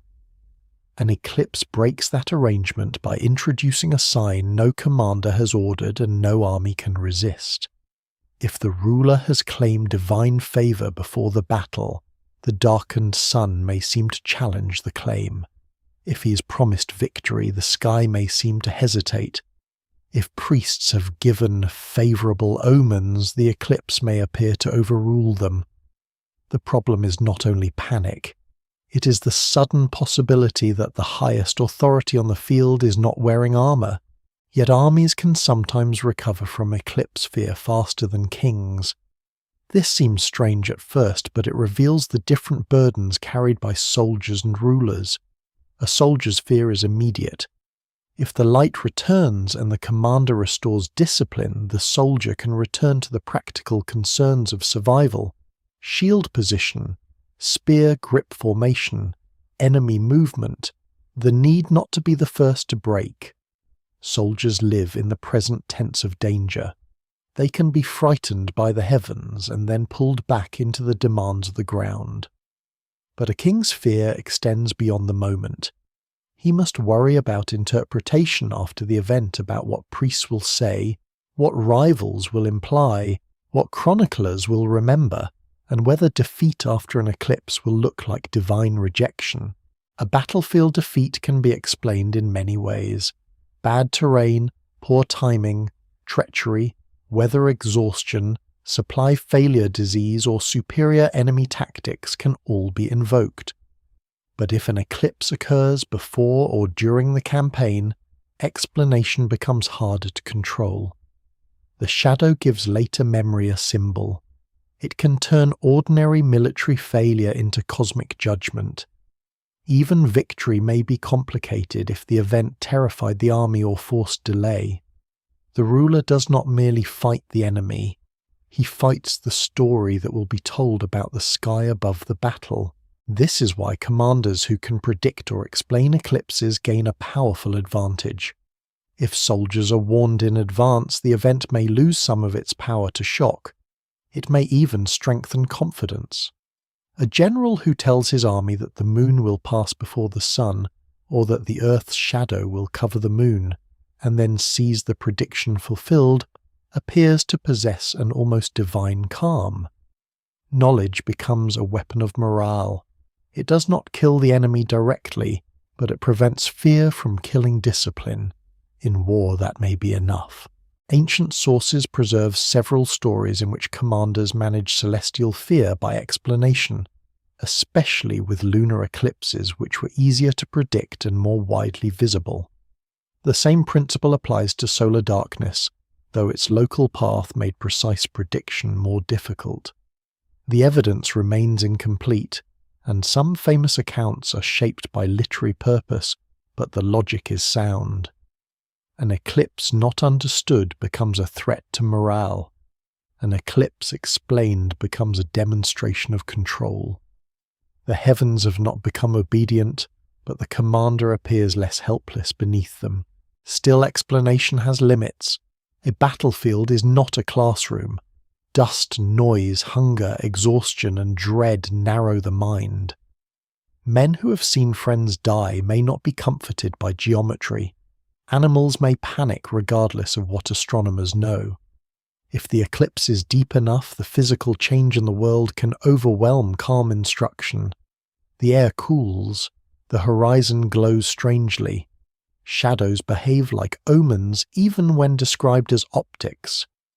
In that compressed moment, old fears can return with astonishing speed.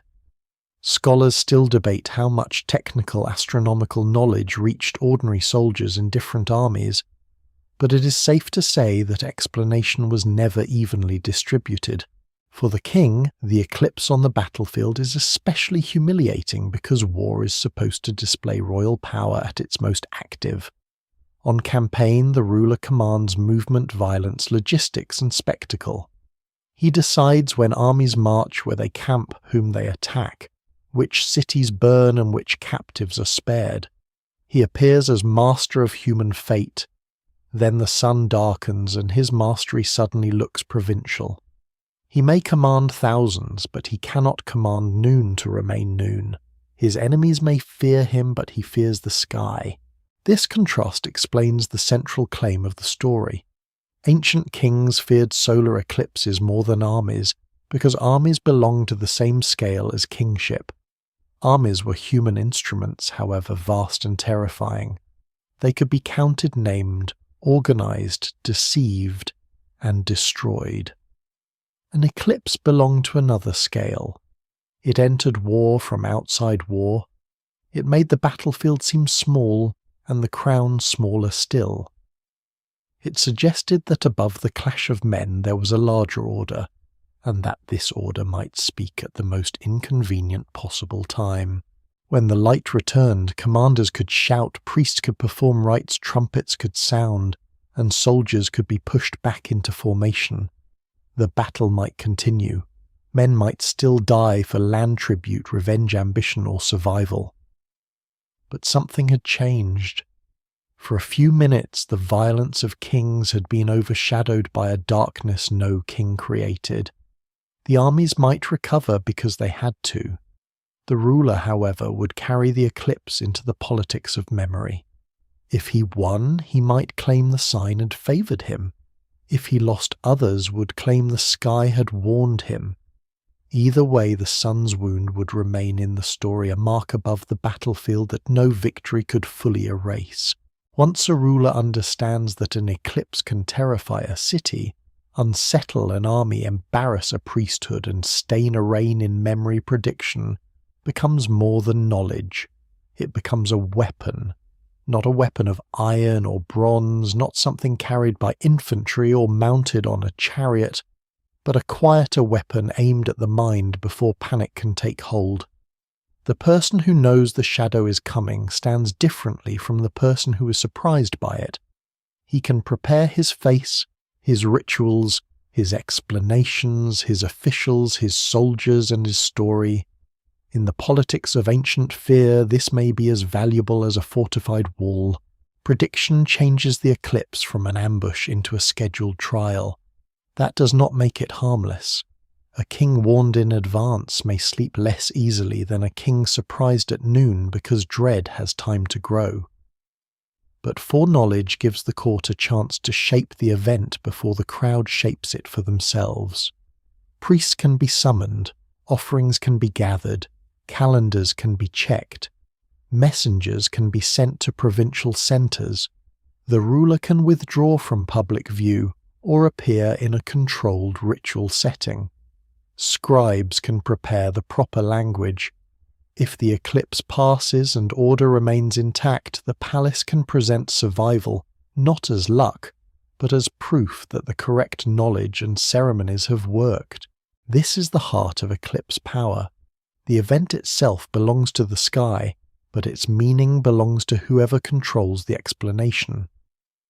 A frightened population wants to know what has happened, why it has happened, and what must be done. A priesthood with records can answer. A ruler with astronomers can appear prepared. A dynasty with a strong calendar can claim that even the heavens have been anticipated by royal order. The sun may darken, but the state has not been caught asleep. That distinction matters enormously. In Mesopotamia, the technical ability to recognize eclipse possibilities grows from long observation, especially of lunar cycles. The Saros cycle, a period of about 18 years, 11 days and several hours, links similar eclipses in a repeating rhythm. Ancient scholars did not need modern orbital theory to notice that eclipses were not random. Through generations of records, they could identify danger periods. Their predictions were not always exact in the modern sense, especially for solar eclipses whose visibility depends on geography, but even partial anticipation gave them authority. To say that a darkening may occur in a certain period is already to stand closer to the hidden pattern than ordinary people. The surprising thing is that omen-based astronomy and mathematical astronomy are not enemies at this stage. They develop together. The desire to know what the gods may be signalling encourages careful records. The need to protect kings encourages better pattern recognition. Fear pays for scholarship. Palaces and temples support observers because the sky is politically dangerous. The result is that systems born partly from anxiety eventually become foundations for more abstract science. The eclipse frightens rulers, but it also trains their servants to count. Prediction also creates hierarchy. Knowledge of the sky is not evenly distributed. Ordinary farmers may understand seasons, moon phases, winds, and the behavior of animals with great practical skill, but they do not usually possess archives stretching back generations. Court specialists do, temple scholars do, imperial astronomers do. That archive becomes a wall between the initiated and the uninitiated. When the eclipse comes, those who knew beforehand appear almost to have negotiated with time. Their calm is itself a performance of power. This performance can serve rulers, but it can also threaten them. The expert who predicts an eclipse can protect the king by preventing panic, Yet he can also become indispensable. In any court where access to hidden knowledge matters, the interpreter becomes a figure of influence. The king may wear the crown, but the astronomer may know when the crown is symbolically endangered. The priest may not command armies, but he can say that the heavens advise delay. The scribe may seem humble, but his tablet can carry a warning that changes royal behavior. Knowledge does not replace kingship, but it enters the palace like a second form of authority. This is why states often try to monopolize astronomical knowledge. Calendars are issued from centers of power. Official observers are appointed. Unauthorized interpretation can become dangerous. If anyone can claim that the sky condemns the ruler, then celestial meaning becomes politically unstable. Better to keep the heavens under institutional supervision. Better to have recognized experts-approved rituals, official records, and controlled announcements. The sky may be open to all eyes, but its authorized meaning can be restricted. China shows this logic with exceptional clarity. The imperial calendar is not merely a convenience, it is a statement that the dynasty understands heaven's timing. To miscalculate is not just embarrassing, it suggests disharmony at the top of the world. A predicted eclipse allows the court to prepare acts of humility and correction. A missed eclipse exposes the officials charged with watching heaven, and by extension the ruler who depends on them. The court's ability to predict does not erase heaven's warning. Instead, it shows that the state is attentive enough to receive it properly. In Rome and the Greek world, prediction can work differently. A commander who explains an eclipse to troops can prevent terror. A philosopher who offers a natural cause can weaken the monopoly of omen readers. An educated elite may use eclipse knowledge as a sign of sophistication, linking power not only to divine favor, but to rational mastery. Yet even here, the political value remains the same. To predict is to control the first moments of fear. It is to stop panic from becoming rumor, and rumor from becoming rebellion. There are famous later stories, especially from the age of European exploration, in which eclipse prediction is used to awe or manipulate people unfamiliar with a particular astronomical calculation. Such stories are often retold too simply, and sometimes carry the distortions of colonial myth-making, so they must be handled carefully. But the underlying principle is ancient and real. When one group knows that the sky will darken, and another does not, knowledge can look like power over the sun itself. The person who times the fear can appear to command the fear. Still, prediction never fully belongs to kings. This is the hidden contradiction. The ruler may use eclipse knowledge to strengthen his authority, but every prediction also admits that the event follows a pattern beyond him. The sun does not return because the king orders it to return. It returns because the alignment passes. Ritual may give social meaning to the recovery of light, but the physical event continues according to its own law. The more accurately experts predict eclipses, the more the sky begins to look governed by impersonal order rather than personal royal favor. That can steady a kingdom in the short term, while quietly reducing the mystery on which sacred kingship depends. No single explanation fully accounts for how ancient societies balanced this tension. Many did not see contradiction where modern people do. A predictable cosmos could still be divine. A mathematically patterned eclipse could still be an omen. A god could speak through regularity as easily as through surprise. Yet over time, prediction changes the emotional terrain. The dragon becomes a cycle. The wound becomes an alignment. The omen becomes a calculated risk. Fear does not disappear, but it is moved from the open field into the archive, the observatory, the calendar office, the palace ritual chamber. For kings, this is both salvation and humiliation. Prediction gives them a way to survive the shadow. It lets them stand before their people with prepared ceremonies and borrowed confidence. It allows the court to say that nothing has fallen outside order because even disorder was expected. But prediction also reveals that the highest power in the realm is not the king's will, it is pattern. The throne can use that pattern, dress it in ritual and call it sacred, but it cannot create it. The eclipse becomes manageable only because the universe is obeying rules older than the throne. That is why the ability to forecast eclipses becomes one of the most important forms of ancient political knowledge. It does not merely explain the sky, it disciplines fear.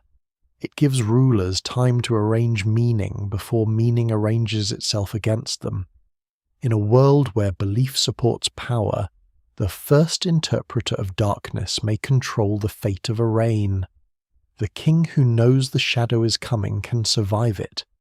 The king who does not may find that by the time the light returns, the people have already begun to wonder whether the heavens have chosen someone else. Word count 11 to read 9. Awaiting continue. Tiepja swing hitrongia lat section moiba. After an eclipse passes, the shadow does not disappear completely. It leaves the sky, but it enters memory. People tell one another where they were when the light failed, what animals did, how cold the air became, whether the king appeared calm, whether the priests were ready, whether the soldiers trembled, whether the crops later suffered, whether a prince died soon afterward, whether rebellion followed, whether the gods were appeased. The event itself may last only minutes, but memory has no such limit. It can stretch those minutes across generations until the darkened sun becomes larger than the physical eclipse ever was. This is how eclipses move into sacred memory. They are recorded in chronicles folded into myths attached to royal deaths, woven around battles, and placed beside disasters until the sky seems to have participated in history. Sometimes the records preserve real observations with remarkable value. Sometimes they preserve interpretation more than observation. Often they preserve both so tightly bound together that modern scholars have to separate them with care. A line saying the sun was darkened may describe an actual eclipse. A dust storm, a heavy cloud smoke metaphor, ritual language, or moral symbolism. The evidence remains incomplete, and the same phrase can carry different meanings in different traditions. But the repeated image of a failing sun shows how powerfully ancient people used darkness to think about crisis. A solar eclipse is almost too perfect as a historical symbol. It is visible, frightening, rare, and brief. It turns the most dependable object in human experience into a sign of vulnerability. For a storyteller, priest, or historian, it can frame an event with cosmic seriousness. A king dies and the sun darkens. A city falls and daylight fails. A war ends and the heavens appear to intervene. Even when the timing is not exact, later memory may pull events together because they feel morally connected. Ancient history is not always written as a neutral sequence of causes. It is often written as a world of meaning where nature, gods, kings, and human behavior belong to the same fabric. This does not mean the records are worthless. On the contrary, eclipse reports can be among the most useful clues in ancient chronology. Because eclipses can be calculated backward, a reliable record may help modern historians anchor an event to a specific date. A darkened sun in a chronicle, if described clearly enough, and placed in a known region, can become a fixed point in time. The irony is striking. An event that terrified ancient kings because it seemed to break order now helps modern scholars reconstruct order in the past.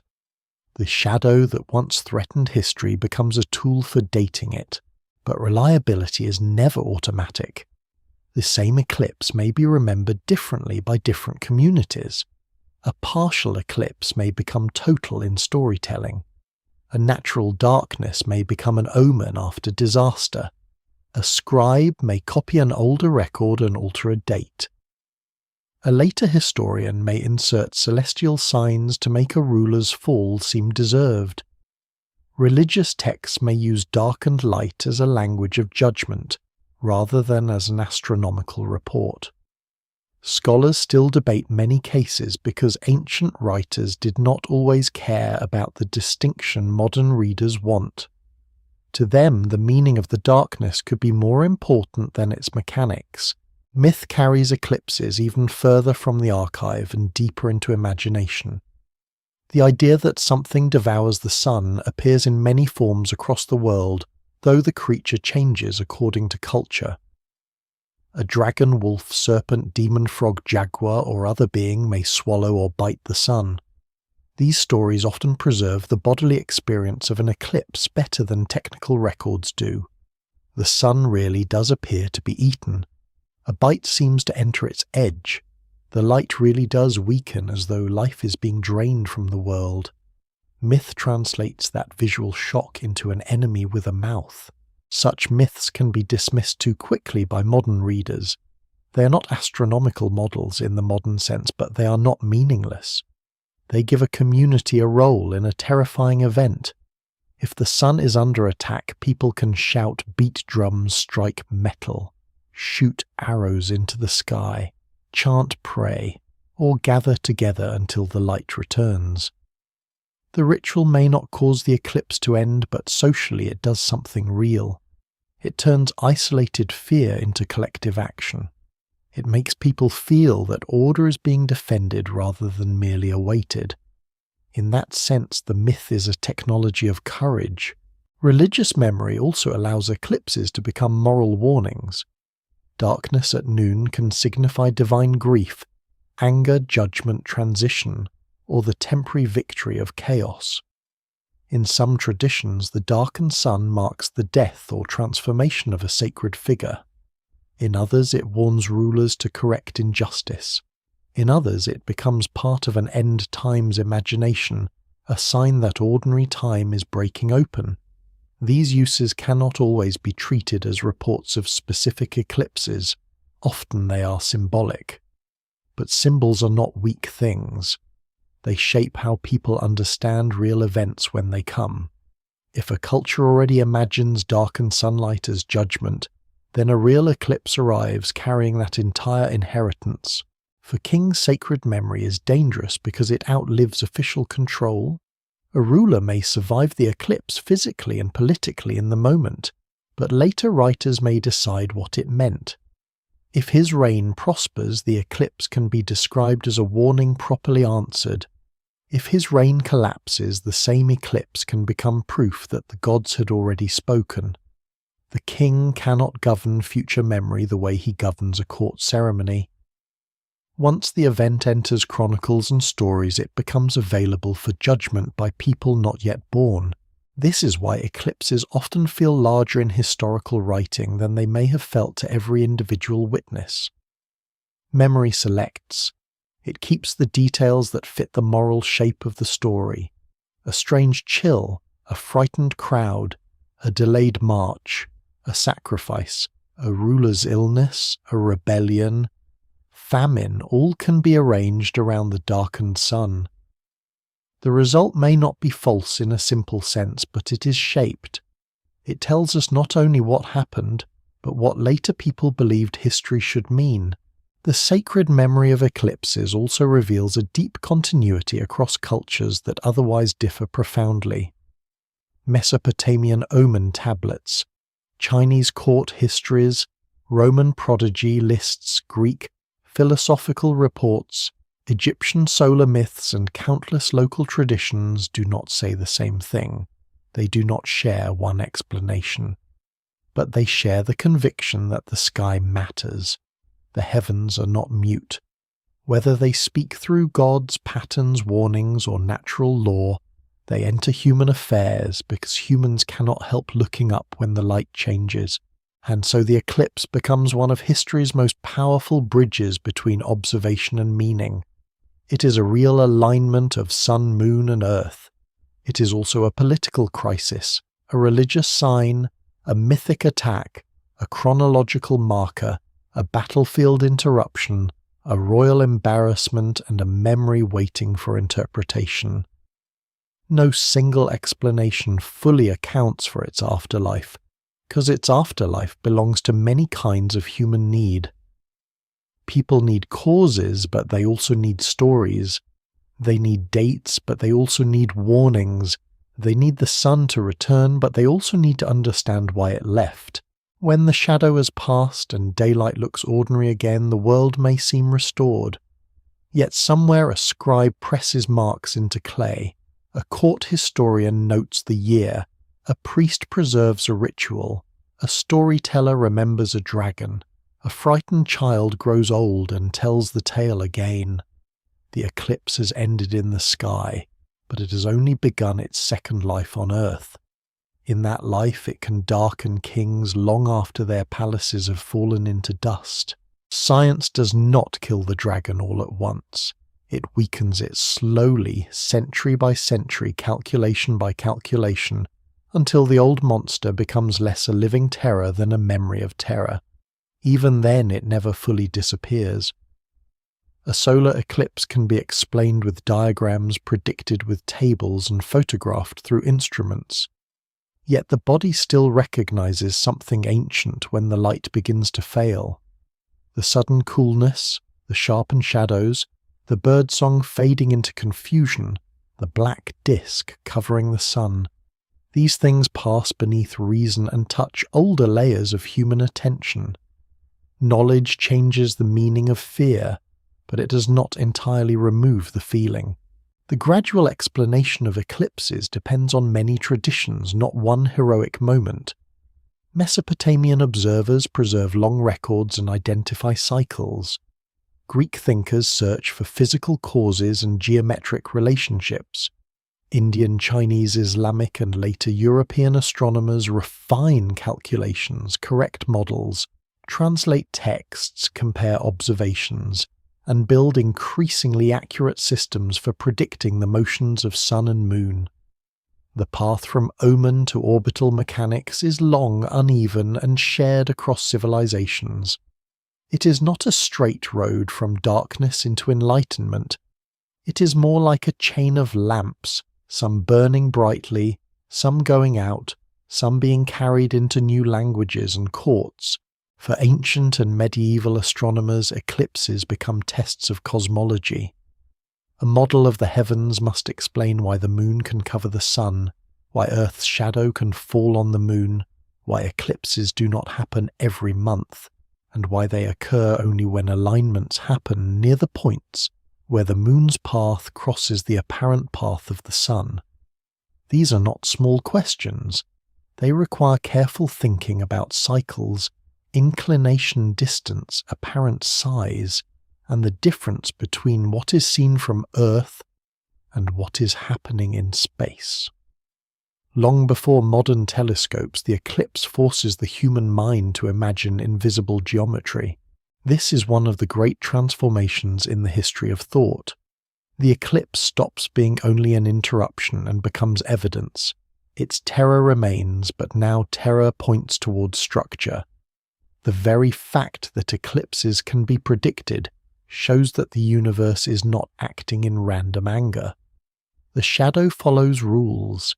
It arrives because bodies move through space in repeatable ways. A ruler may still order rituals and a priest may still speak of meaning, but the astronomer can say that the darkening is bound to a pattern that neither king nor priest invented. For kingship, this is quietly destabilizing. Sacred power often thrives when the ruler stands near mystery, when palace and temple seem to possess privileged access to the hidden intentions of the cosmos. But mathematical prediction shifts authority toward those who understand regularity.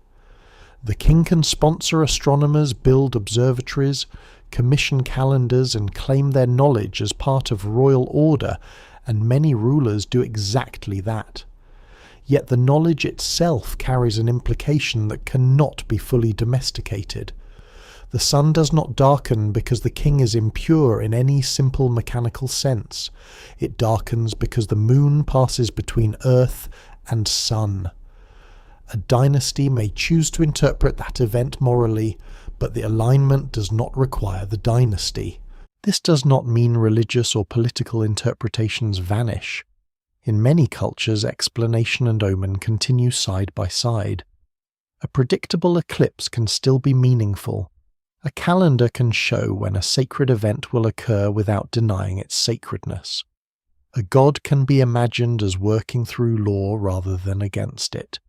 Scholars still debate how different societies balance natural causation and divine significance, and the evidence remains incomplete because learned texts often preserve elite thought better than popular feeling. But the broad change is real. As predictions become more reliable, the eclipse becomes less available as pure surprise. Fear must adapt. It adapts by moving into ceremony, literature, astrology, and political symbolism. Even when educated people understand eclipses, rulers may still respond ritually, because public emotion requires public handling. The people may not all trust abstract explanation. The ruler may not wish to appear indifferent to a sign the culture still takes seriously. Ritual continues because it performs stability. It says that the state recognizes the strangeness and has not lost its place in the cosmic order. In this way, old fear survives inside formal gestures long after the original panic has softened. Astrology also preserves the political charge of eclipses. In many pre-modern courts, eclipses remain significant for horoscopes, dynastic predictions, and warnings about rulers, wars, plagues, and social unrest. Astronomical calculation may become more precise, but astrological interpretation gives the calculated event a human meaning. This is another reminder that science and divination were not always separate professions in the past. The same person might calculate an eclipse and also judge its significance. To modern categories that may look contradictory. To many historical practitioners, it was coherent. Knowing when the heavens would produce a sign did not prove the sign had no message. There is a lesser-known irony in this history. The better humans become at predicting eclipses, the more eclipses help reveal truths that are far beyond ancient kingship. They assist in chronology. They help test theories of motion. In later science, eclipse observations contribute to studies of the Sun's corona Earth's rotation, the Moon's motion, and even in the modern age the bending of starlight near the Sun during tests of general relativity.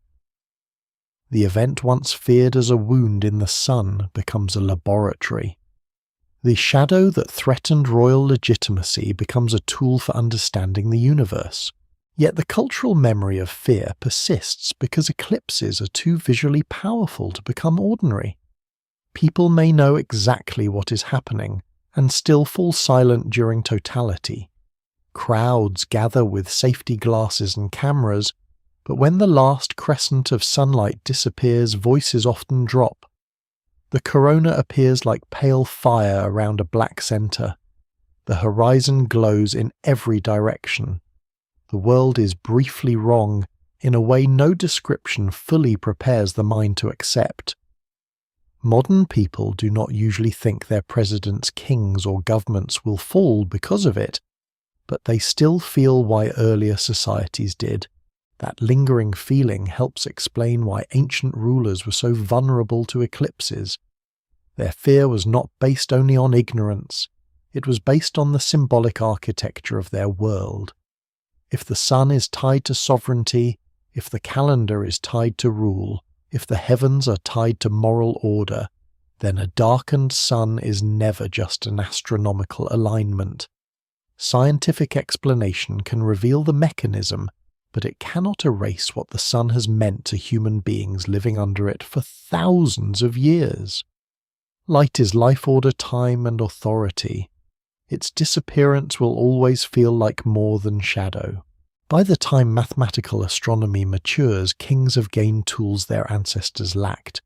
They can anticipate eclipses, instruct the public stage rituals, and prevent some panic.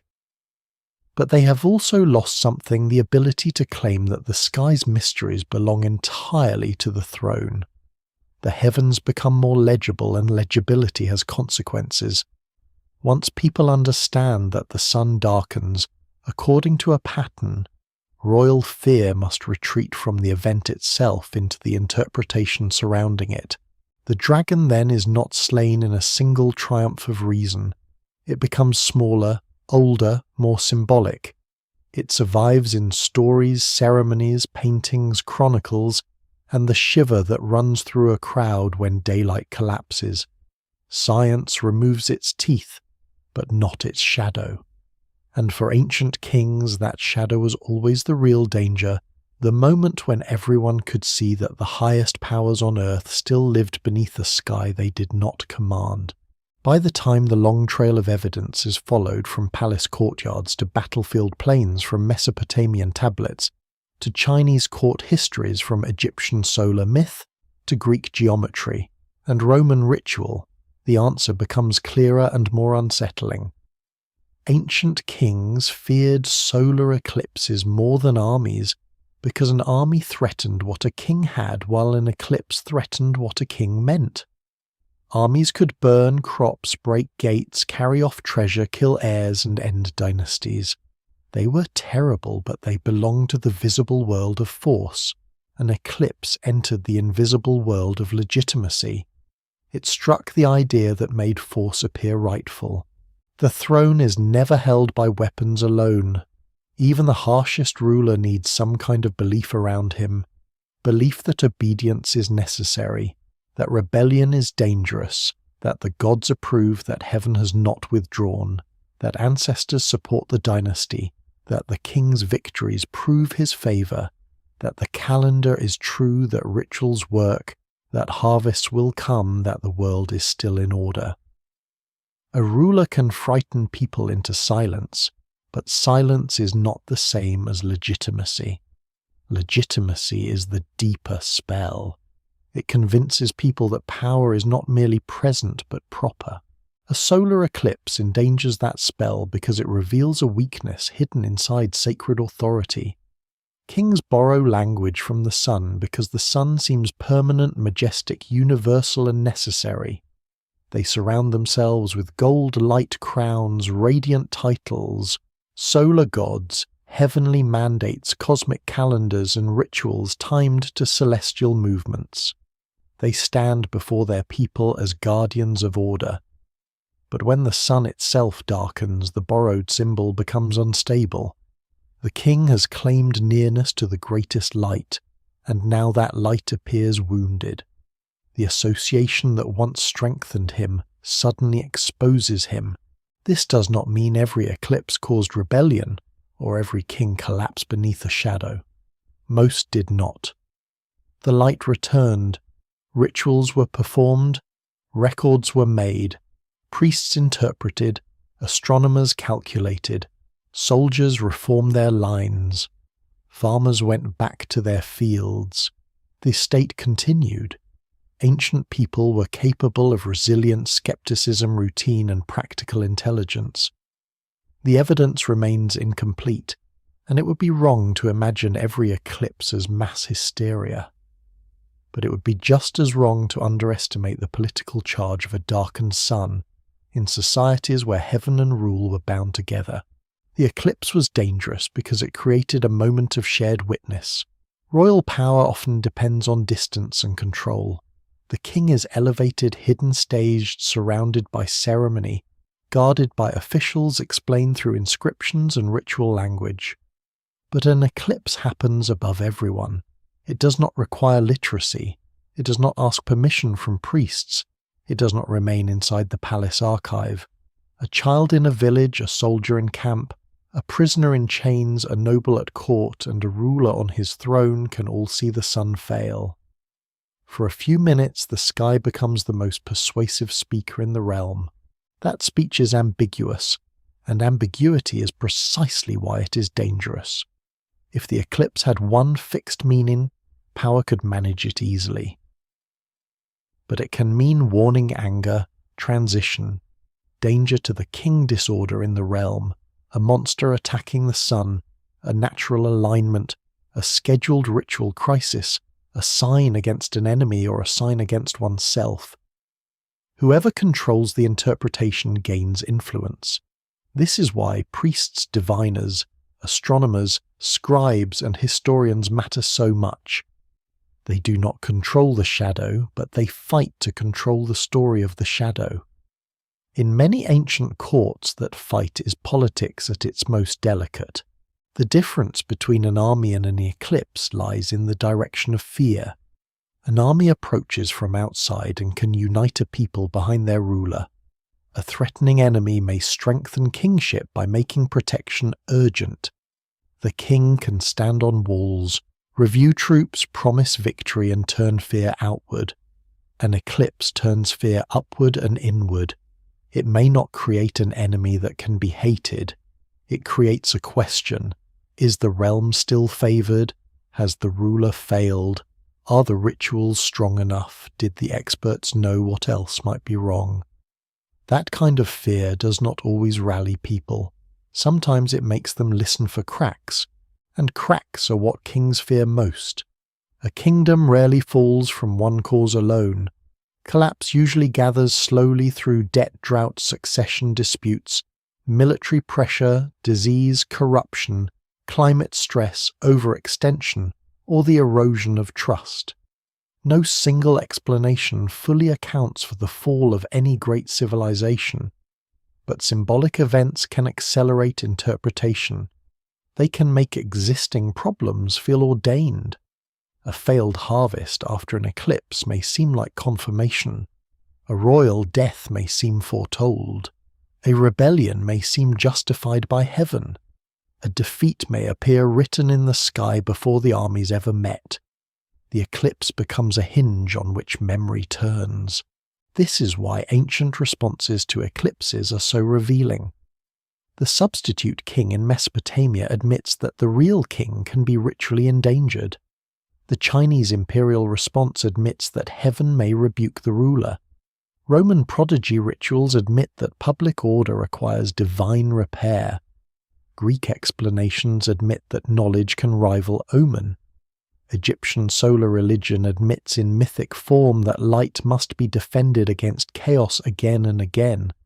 Each culture answers differently, yet all circle the same fact: a ruler who claims cosmic support must survive cosmic disturbance.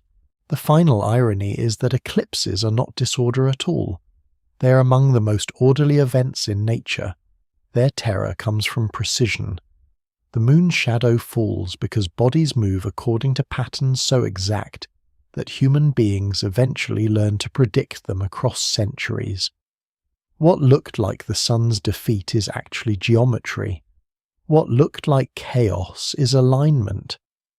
But ancient kings could not take comfort in that fully because even perfect order can humble power. The eclipse says that the universe has structure, but not a structure centered on the king. That is the deepest wound. Kingship presents itself as central. The palace is the center of administration. The throne is the center of law. The temple is the center of ritual. The capital is the center of the realm. The ruler's body is made into the center of meaning. Then the eclipse arrives and shows another centerless order, immense and indifferent, in which earth, moon, and sun move without reference to royal desire. The king may be necessary to his kingdom, but he is not necessary to the sky. So ancient kings feared eclipses because the shadow stripped power down to its dependency on belief. It showed that a crown shines only while people accept the light around it. It showed that armies can defend walls but not symbols. It showed that the heavens could interrupt the royal story with a darker one. The sun returned as it always does, and the king might still be alive when it did. But after the eclipse he ruled in a world reminded of something dangerous. The throne stands beneath the sky, not above it. The story ends where it began, beneath a changing sky. Not in one palace or one empire or one frightened crowd, but in the long human habit of looking upward when the world feels uncertain. Ancient kings built their authority from stone law, bloodline conquest ritual and memory, yet above all of it remained the same sun rising over every border they drew and every title they carved. It shone on the victorious and the defeated with the same light. It warmed the fields of loyal subjects and rebels alike. It touched temples, prisons, granaries, battlefields and tombs without caring which ruler claimed to be favoured. That was the quiet truth hidden inside the terror of an eclipse. The sun could be made into an emblem of kingship, but it could never be owned by kings. Its light could be borrowed for crowns, hymns, monuments, and sacred names, but the source remained beyond command. When the moon's shadow crossed it, the illusion of possession failed for a moment. The king might still be powerful, his armies might still be loyal, his priests might still know the correct words. But everyone could see that the greatest light in the royal language answered to something older than the throne. And yet there is something deeply human in the way ancient societies responded. They did not merely collapse into fear. They recorded, interpreted, prayed, calculated, sang, sacrificed, watched, remembered, and learned. Out of dread came archives. Out of omens came astronomy. Out of trembling came stories that still preserve the emotional truth of a darkened noon. The evidence remains incomplete and much has been lost, but what survives suggests that the eclipse forced civilization to confront both its weakness and its intelligence. People feared the shadow, but they also studied it. In the end, the eclipse did not prove that kings were powerless. It proved that their power was conditional. It depended on harvest's obedience memory ritual and the fragile agreement that the world still made sense. Armies could test the strength of walls. Eclipses tested the strength of meaning. That is why the shadow lingered after the light returned. Today, when an eclipse comes, people gather not with drums of terror, but with cameras, glasses, calculations, and wonder. Still, when daylight thins and the air cools, when birds fall quiet and the black sun appears with its pale crown of fire, something ancient rises in the silence. For a moment, modern certainty softens. The world feels older than explanation. And across that brief darkness, one can almost see the outline of a forgotten king, standing beneath his palace roof, watching the sun disappear, understanding that all thrones are temporary but the sky remembers everything.